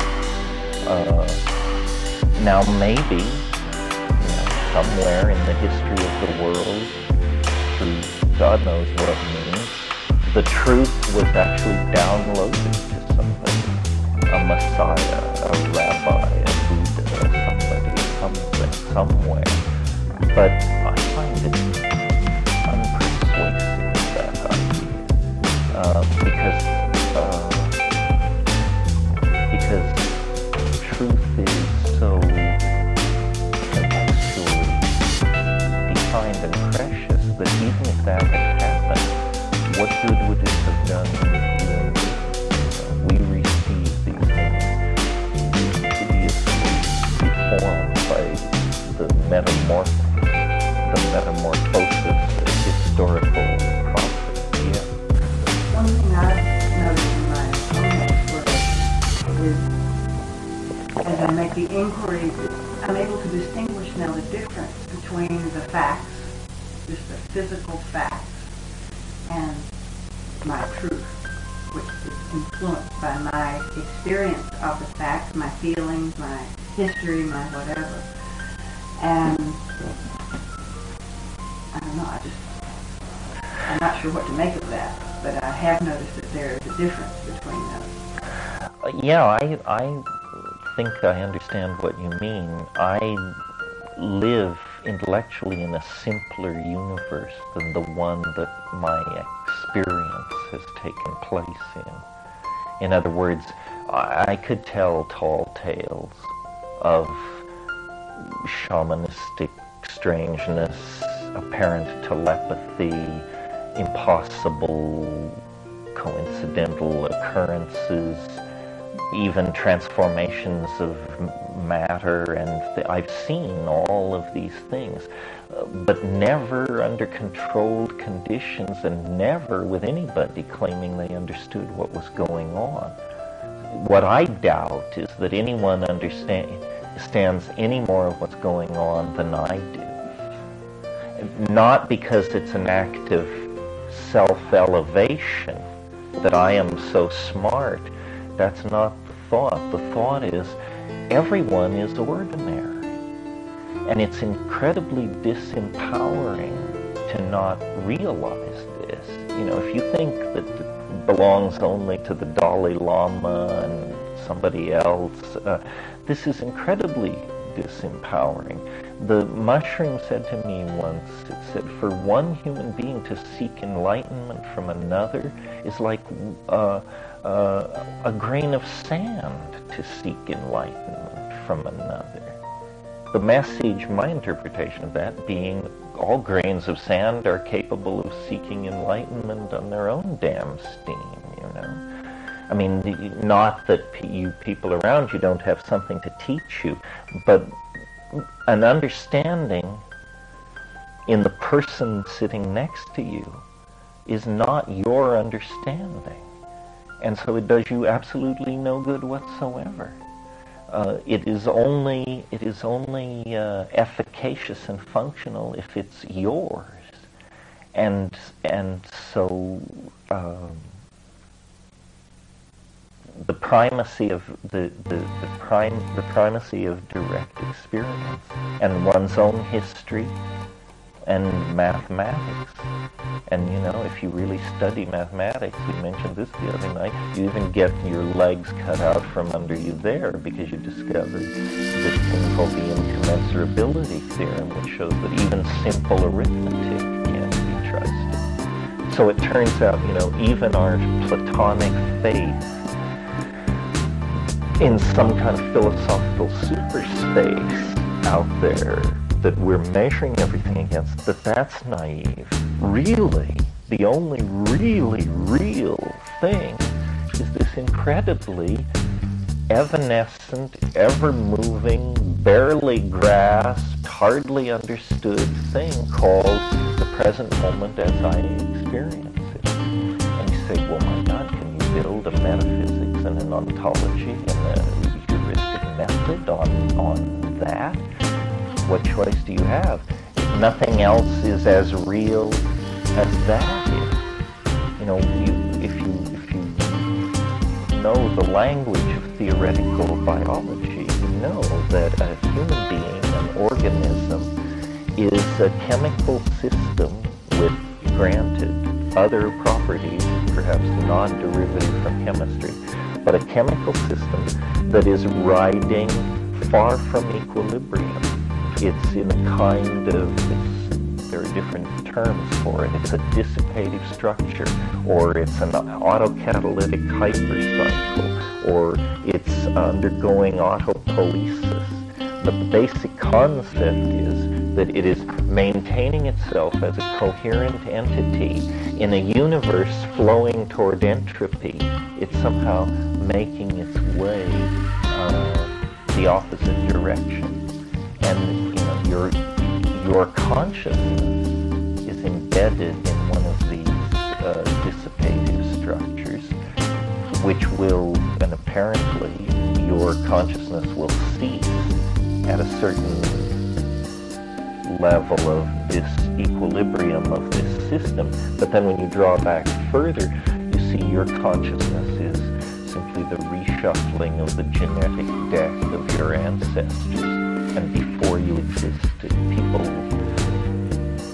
potentially or partially like you existed, and after you exist, people potentially like you exist. So, but this non-dissipative energy flow where consciousness and life and everything is going on and is known through feeling, through not because you're embedded in it, but because you are it.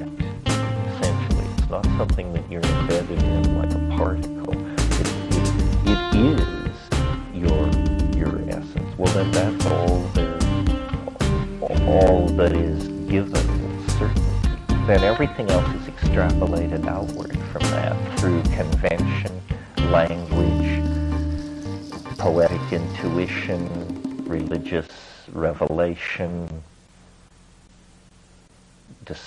projected discovery, myth, so forth and so on. But that's all so far from this point of immediate experience.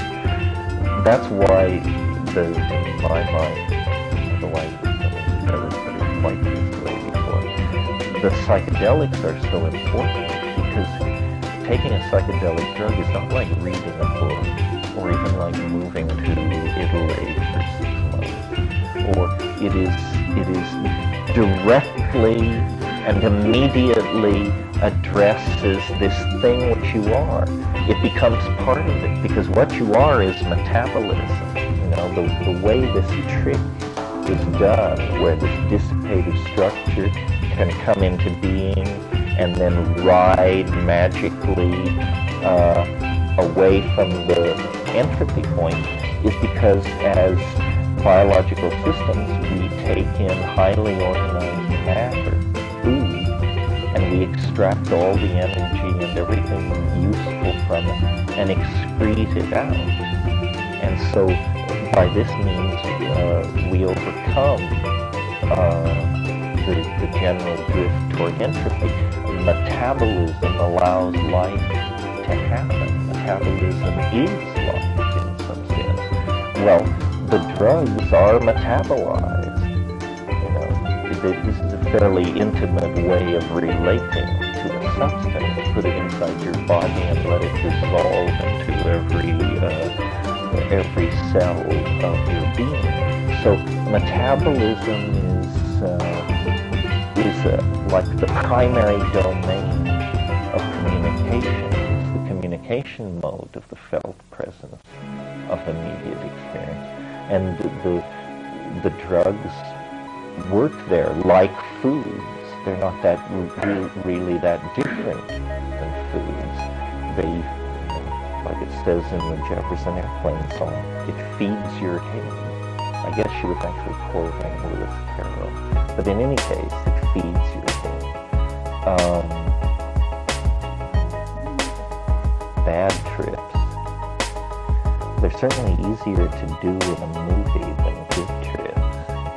I didn't see Fear and Loathing in Las Vegas, but everyone said it proves again that it's very easy to portray a bad trip and very hard to portray a good trip.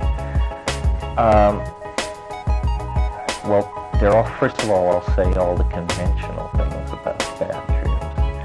That, you know, it's not always supposed to be easy, that sometimes learning curves feel very unpleasant when they're unfolding, and we learn from our mistakes and so forth and so on. So then, having said all that, really what about bad trips? Well, they're horrible.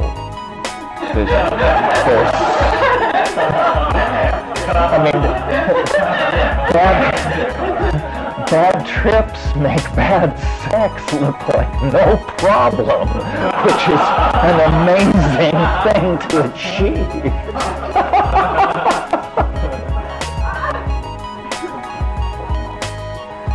I don't know.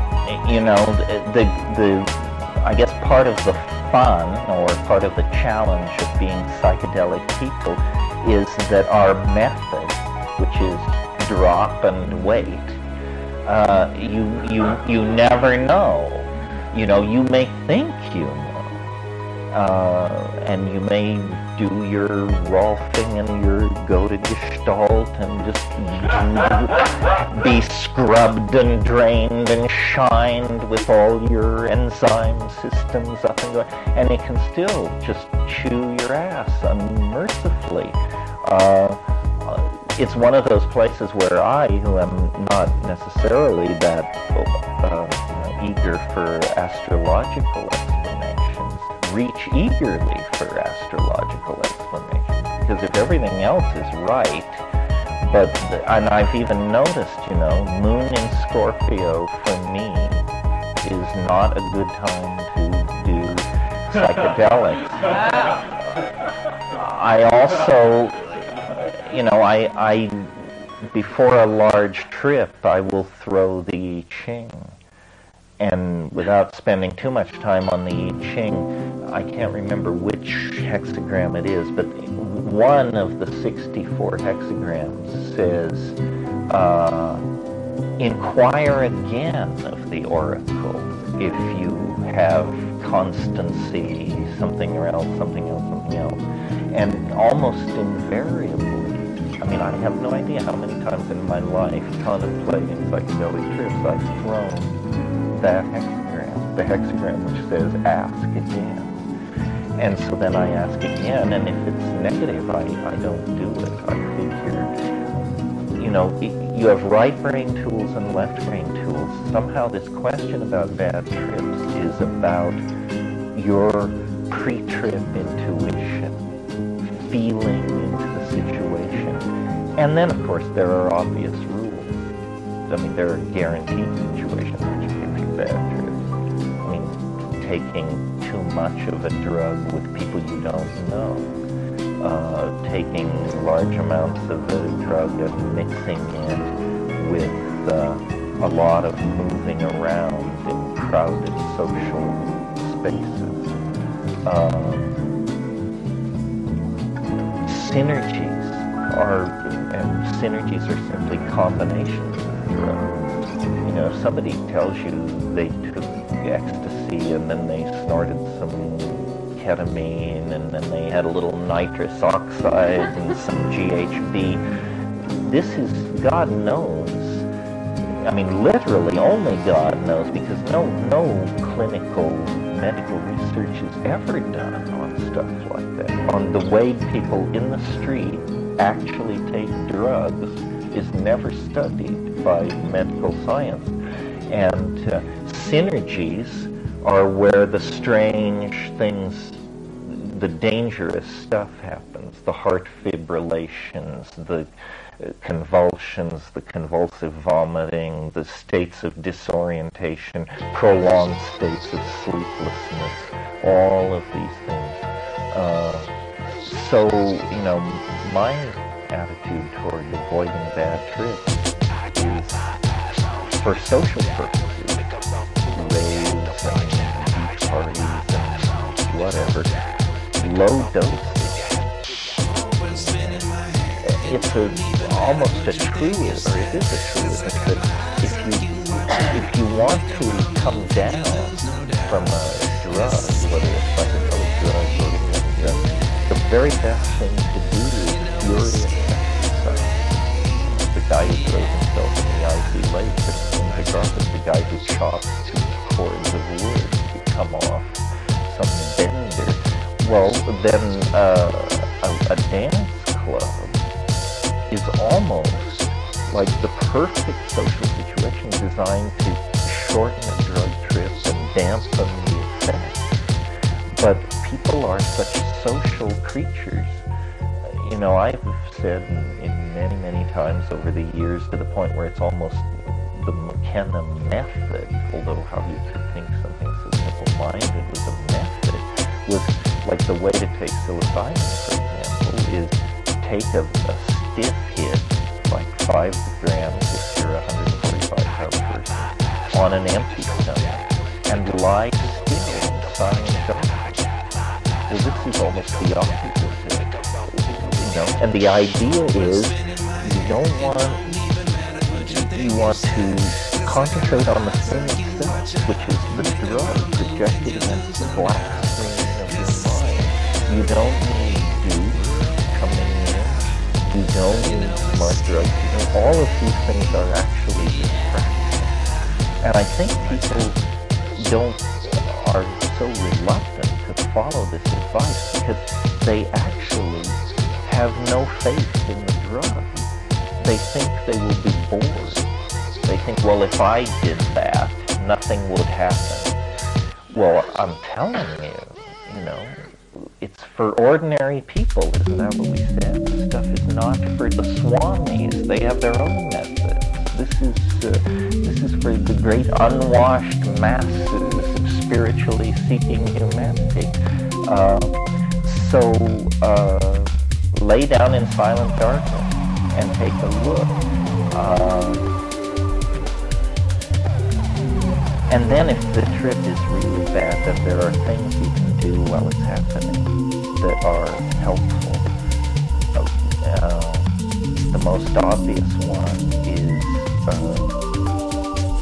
or the most effective, I don't know if it's the most obvious, but I really believe it's the most effective, is if you get into a place that you don't like, and it's not physiological, it's not that you're having convulsions, it's just that you're having thoughts which alarm you should think. You can make whatever shamanic hash of this you wish, but the basic concept is to oxygenate your brain. There's something about bad states of mind on psychedelics that are very frequently, in my observation, accompanied by shallow breathing. People get, when you thread a needle, everybody holds their breath. Nobody can thread a needle without holding their breath. It's like keeping your eyes open while you sneeze. A human being cannot do this. So when we are really following our thought at the level of threading a needle, we stop breathing. And if you're not paying attention, this can go on for minutes. It's very shallow breathing, you're not breathing, dude. So, so what the thing to do is to sit up and, your favorite shamanic chant, Fleetwood Mac recitation or whatever, just belt it out. It doesn't really matter. I mean, it may matter. I mean, if you choose certain mantras or something, haystacks will burst into flame, but, and there's no obligation to be accurant or hip either. It doesn't have to be Aphex Twins. It can be row, row, row your boat. I've always preferred, because it does contain the refrain, merrily, merrily, merrily, merrily, life is but a dream. If you're loaded on psilocybin or ayahuasca, the thought that life is but a dream opens ahead of you and becomes epiphanous instead of ridiculous. And then, I don't know, this is what I do. This is maybe not universally good advice, but when I take psychedelics like that, I have bombers, rolls, and if things get weird, I torch them up, although sometimes then things get weirder. You have to be careful with that. I mean, the way I do it, and I've really got this down, sort of, is with psilocybin anyway. People say it comes on in 10 minutes, it comes on in 20 minutes, and they're ripping in 40 minutes. It doesn't work like that for me. It consistently, and I always take it not in tea or anything, but just the mushroom. I eat it. At the hour and 10-minute mark, it begins to come on, I guess. I mean, there's a feeling of nausea and maybe coldness, and there's just like a certain window of opportunity where then if you smoke cannabis, it immediately begins the hallucinations. very dramatically and moves you quickly through that clammy, handshaking part of the trip, which is sometimes alarming.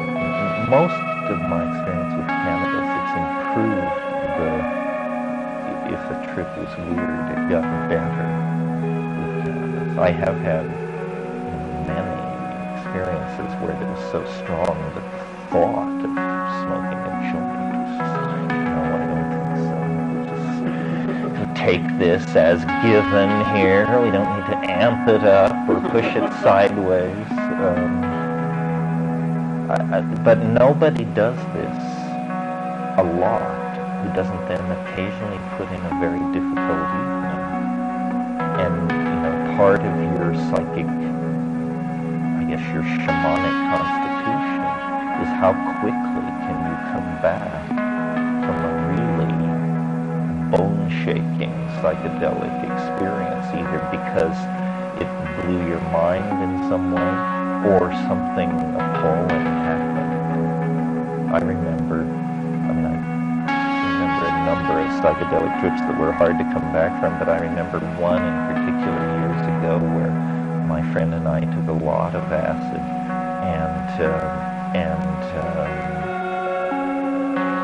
late in the trip, like about 3:30 in the morning, he had a very dramatic epileptic seizure, and I had never seen an epileptic seizure, and oh God, it just set off this cascade of hysterical activity. The 911 people had to be called. I remember there was a real moment of truth in all this for me. I remember the apartment was on the second floor, and I saw the cop cars and everything pull up in front. We had flushed staggering amounts of dope, knowing that they were about to arrive. And I went tearing down to the front door, and I was completely loaded on acid, and I could barely stand.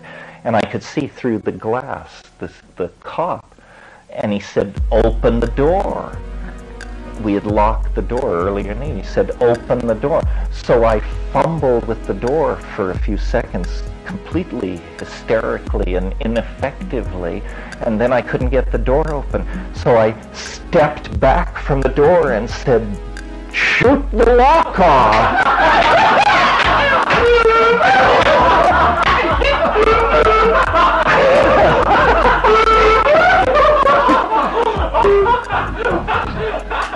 And then I realized, dude, get a grip.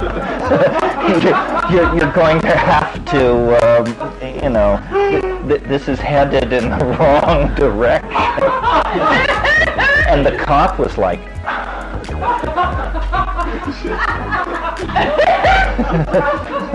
so then, and then I remember, this trip to the hospital, and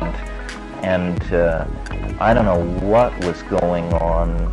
It was Herrick Hospital. It was in Berkeley, which was also a mental hospital. This bed, me standing at the end of the bed, trying to figure out, is he dead? Is he alive? What does this mean? Who am I? What's going on? And then there was a person who was obviously an inmate of the stranger wards of this mental hospital, who was washing the floor with this big mop and sort of waltzing around us with this crazy expression and leaning over and looking at me and looking at him. And I just didn't know whether is this really happening, and if it is happening, why is it happening? And if it isn't happening, why do I think this is what's happening? And then finally the doctors threw me out of there, and I just walked the streets of Berkeley for hours, and my mind was like spinning, just saying, something terrible has happened, something terrible, terrible, terrible has happened. And it took days to realize, yes, he had an epileptic fit, here's what an epileptic seizure is, here's the drug, here's the prognosis, here he is, seemingly all right. He came through it in much better shape, it seemed, than I did. I mean, I was deeply spun by all of this crazy shit. And that's not an out-of-control drug story. I mean, truly, I'm a very conservative person, so for me, that was an evening really getting beyond management. But some people, start out like that. I had friends in the 60s in New York City who would say, in Manhattan, they would say, let's take 500 mics and hit the streets and mess with people's minds. Well, you quickly discover there are people out there capable of messing with your mind, and more than your mind, and that sitting up all night in Manhattan diners just taking on all comers for mind games is, no way to spend an evening. Anyway, so much for the question, what do you do about bad trips? If you have character, you move through them, and after a few months, go back to it. Many people, it's a bad trip that finishes them for psychedelics, and I don't think, you're ever really immune to it. The funny thing about psychedelics, I think, especially psilocybin, I've noticed, is it's incredibly gentle with beginners. It almost never bites a beginner, these clueless people who go to it with knees knocking. Usually, the doors of heaven open and they're swept in. It's the veterans, it's the old battle-scarred explorers who, come back from a certain given evening with their eyes bugging and a tale to tell. Primarily from Stan, that there's no such thing as a bad trip. There's the wrong context, which is what you were saying in the source. That if you follow he's like you, he thinks eye shades and, shut out the world. And so you meet the demons and you go through the doors of hell and the belly of the whale and all of those other things. It's just your ego slamming around, and you'll come out of that with information. And hopefully, if you really let yourself go down that far, the doors of heaven will open too, and then one begins to dance between those two spaces. Yeah, the only place where I really think the concept bad trip is legitimate and is true in my experience as well as my opinion is when you mess with the actual physical substances in some way. In other words, if you take pure psilocybin, pure LSD, well-made ayahuasca, there is no such thing as a bad trip. It will teach you. It may put you through hell. It may change your personality, but it's useful. Where it gets chancy is if you are physiologically compromised in some way. For example, and this is kind of controversial, so it's worth talking about, but in my opinion, it's a very bad idea to combine psilocybin with an MAO inhibitor. But people I respect, as much as I respect anybody, do this in their therapy. And so I've looked at this hard because the worst drug experience I ever had revolved around this combination. And I think my mistake, I did it differently than these people who use it therapeutically. As I understand it, the way they're doing it is they're inhibiting their MAO with, say, gamma hormone, and then they're taking a little bit of psilocybin. I have no judgment because I've not done it. What I did once years ago, to my immense regret, was I took half a dose of mushrooms, 2.5 grams of mushrooms, and half a dose of ayahuasca, 50 milligrams of ayahuasca, and I put in a long, strange evening that felt danger to me. I mean, we only have my account. But something went on in that trip that I've never seen in any other trip, and I can describe it for you, and I even can have an analysis of it, but I'm not sure the analysis is true. What happened was the trip seemed normal for the first hour or so, and then I did the part of the trip where I should have been smoothly hallucinating, roving and scanning, taking in data and learning. I noticed a rising anxiety that I couldn't control, and the anxiety was it was a generalized anxiety. It was a feeling, a strong feeling that something was wrong, and so then I would like stop whatever my trip was and deal with this feeling that something was wrong, and I would look around, reassure myself that nothing was wrong. Heartbeat, moonlight is flooding in, the cat is at your feet, nothing is wrong. So I would go back to tripping. 30 seconds later, something is wrong. And I would come out of it after about 4 or 5 times of this, and the loop was getting faster and shorter. I could, even on the trip, I analyzed what was going on. What was going on was no short-term memory was happening at all. I knew who I was. I could tell you my parents' story and so forth and so on.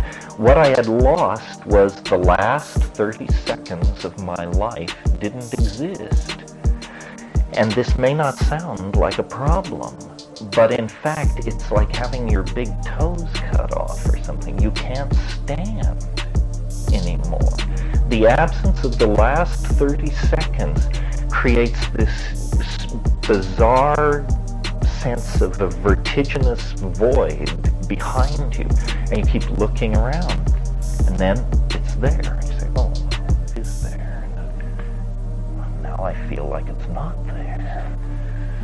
Oh yes, it's there. Well, this is crazy making, and it may not sound, so agonizing, but I found it to be as close to madness as anything I've ever experienced. And I felt at times that they'll just find me here, just gibbering. They'll just, throw a light net over me and take me by the elbow and lead me away, and that'll be it. And then finally, I had this very overlaying this thing was this very strong image from Stanley Kubrick's film 2001, where the guy is outside the spaceship in the little robot, and he fixes the thing, and then it's time to go back in, and he speaks to the main robot controlling the spaceship, and he says, "Open the pod doors, Hal," and the robot says, "I'm sorry, Dave, I can't do that." He says, "Open the pod doors, Hal." "I'm sorry, Dave, I can't do that." And I could almost see in my mind's eye, maybe because I've been to some degree in a chemical fashion, but I could see that a piece of machinery was jammed, that we were in a loop, that it would not, it was screwed up at the molecular level, and I felt crazy. I felt violent, and my wife was sleeping upstairs. Finn was tiny. Clea hadn't been born, and I felt absolutely irrationally violent toward everybody and everything because of this odd collapse of my sensorium. And so then I said to myself, I will not leave this chair till this releases me. I just will sit here. Now that might have been a bad decision. In other words, I could have gone out and chopped wood, but I don't think that was the moment to pick up the double-bladed axe. And so I sat there and I deep breathed and I did every trick I knew, and after about an hour and a half, I could see it rotate around, decouple, drift away, and then it was like, the trip begins again. It feels like a normal trip. We're right back where we were an hour ago, and everything is normal. But that was, I broke my own rule. It was an experiment. Yeah, it was an experimental combination. And it's not necessary. I mean, don't get the idea that you have to take every drug that comes down the pike, so that when people mention 2-CBT2 and all this, you have a story to tell. Psilocybin, LSD, mescaline, and ayahuasca, a little DMT now and then, it'll do you. That's it. You know, you can spend 1,000 lifetimes exploring those substances and to never have a dull moment. What? A little dab will do you, indeed. It seems to me that nothing is good in combination with something that the MAO inhibitors, that is not just psilocybin. What? Give me another example. You mean like Pagam and Harmala and DMT? I don't know enough chemistry, but what I know about MAO inhibitors, combining it, I know someone here recently was on an MAO inhibitor. A prescription one. A prescription one, and took ecstasy and went into cardiac arrest and died. Not from the cardiac arrest, but from passing out, and what happened as a result of passing out. And then nobody knew, and so death. Well, that's an extreme example. It shows you, it exactly makes the point I made earlier, that these synergies are completely unstudied. And that's a simple synergy. Ecstasy with a prescription MAO inhibitor. If this person had also, added in a little ketamine and some GHB, and as people do, people have told me appalling recitations of the drugs they took the night before. This MAO thing is sensitive enough that if you are on certain MAO inhibitors, you don't need to take a drug to bring on a hypertensive crisis. You can just drink a glass of red wine, or eat camembert cheese, or abuse a Hershey bar, or eat a big bowl of lentil soup. Who would dream that a bowl of lentil soup could send you over the edge? So yeah, it pays to do your homework, and then it pays to, I think if you're getting good mileage from a particular psychedelic, you should just stick with it. You can always switch to something else, but people say, well, I've learned all I need to learn from this. Well, triple the dose. It'll be a different horse you ride, And I say that, within the knowledge that the LD50 of these compounds is very high. In other words, they're incredibly safe. Of all drugs, the plant psychedelics, the alkaloid psychedelics, are the safest, and yet their effects are the most dramatic. In other words, the LD50 for psilocybin is milligrams per kilogram. Well, but the effective dose for a 135-pound person is 20 milligrams. Well, then that means that from a pharmacologist's point of view, if you told him you'd taken 100 milligrams, he would form no sense of alarm. He would say, well, you took a big dose, it's really going to get you high. But he wouldn't worry about your heartbeat or anything like that. To kill yourself with psilocybin, you would have to eat a massive amount. And people say, well, but you think you're going to die. Well, that's an entanglement of ego image with body image. And, you know, when the ego is very fragile, just 100 milliliters of ketamine, and the ego is dissolving before your very eyes. And that's not an intrusive dose of a drug. The ego is fragile. The body is not. The ego plays the ace. You're dying, but you're not dying. The ego is dying. You know, if you're not trained medically, and I'm not, it's extremely alarming to have somebody become unconscious in your presence and not be able to rouse them. I've talked to this a number of times with friends of mine who are professional ER, emergency room doctors. They say, it's no big deal, it happens all the time. And if somebody can claim they're dying, they certainly are not dying. And if they're hysterical that they're dying, they certainly can't be anywhere near death, because that's not the presentation of the near-death situation. So, if there's any doctors in the house who want to dispute, well, I don't know. Any more on any of that? There's a lot of the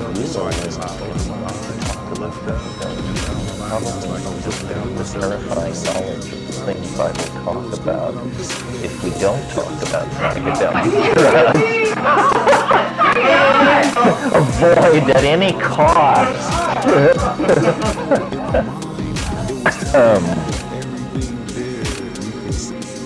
I just talked to somebody at length on the phone yesterday who was describing psychedelic experience. They were a person of moderate experience, but this was definitely a truth. Pushed them into domains they had never experienced before. And it was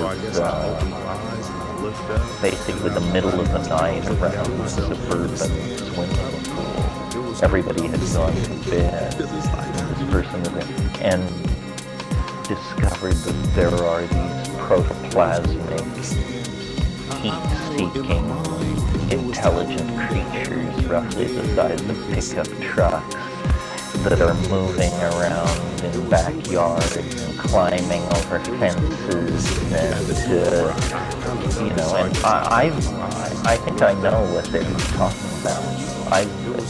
Acoustical creatures I've encountered, being stoned on a hillside on psilocybin out in a fairly remote area at night, and you become able to, like, project your consciousness very large. It's a little hard to explain how it is, but, and then you discover that there are infrared forms of life or something, coherent protoplasmic things, and I always think of that incident in the second Carlos Castaneda novel where the thing comes near him in the sagebrush, and he's so horrified that he throws himself on the ground, and he doesn't look, but he can hear boulders being ground to powder by this thing that rolls nearby him through the sagebrush. Yeah, attention.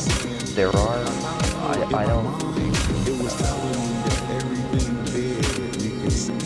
the life forms in nature are not, they are myriad.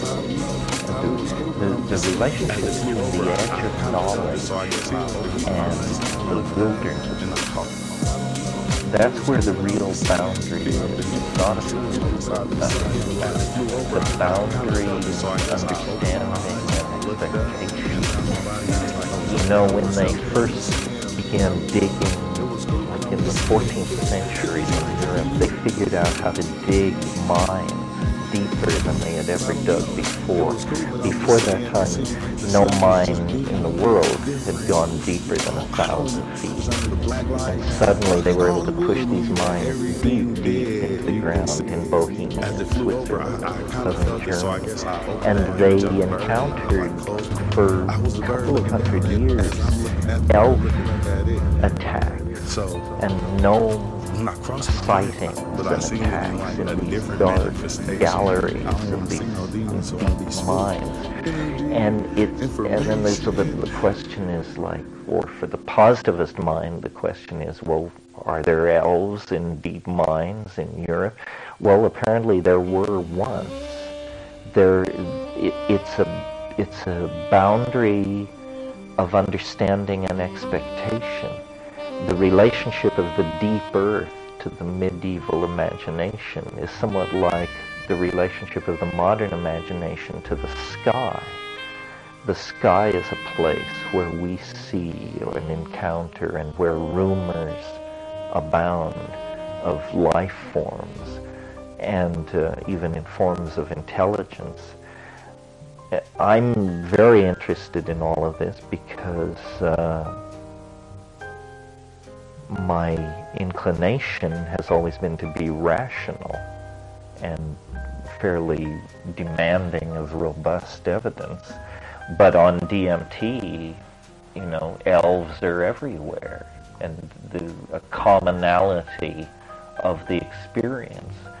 Well, then what is the nature of these beings? Is the psyche, the human psyche, a sufficiently undefined domain that it can actually contain the idea of autonomous life forms in the psyche? I mean, this is what a kind of Jungian explanation. Jung said of these things called kabiri, which are alchemical sprites. Basically, kabiri just means children, but alchemical sprites that are seen in certain parts of the alchemical work. He said autonomous portions of the psyche escape the ego's control. Well, you know, then what are we? Are we in fact not what we think we are? In other words, our myth is one body, each body comes with an ego. If the ego is fragmented, you need psychotherapy. It makes sense that it's one body, one ego, because then there's no struggle about deciding who's in charge. The ego is in charge of the body. But what the psychedelics seem to show is that at least under that kind of pressure, the mind is sort of like the atom, previously imagined to be indivisible. You get it smashed, and suddenly all these exotic constituent parts are flinging themselves around in your awareness. The equivalent of mesons and protons and quarks and electrons. What does that mean about the self and the structure of identity? It may not mean very much until we get deeply evolved in our electronic prostheses. Then we may discover, you know, that the dissolution of the ego turns each one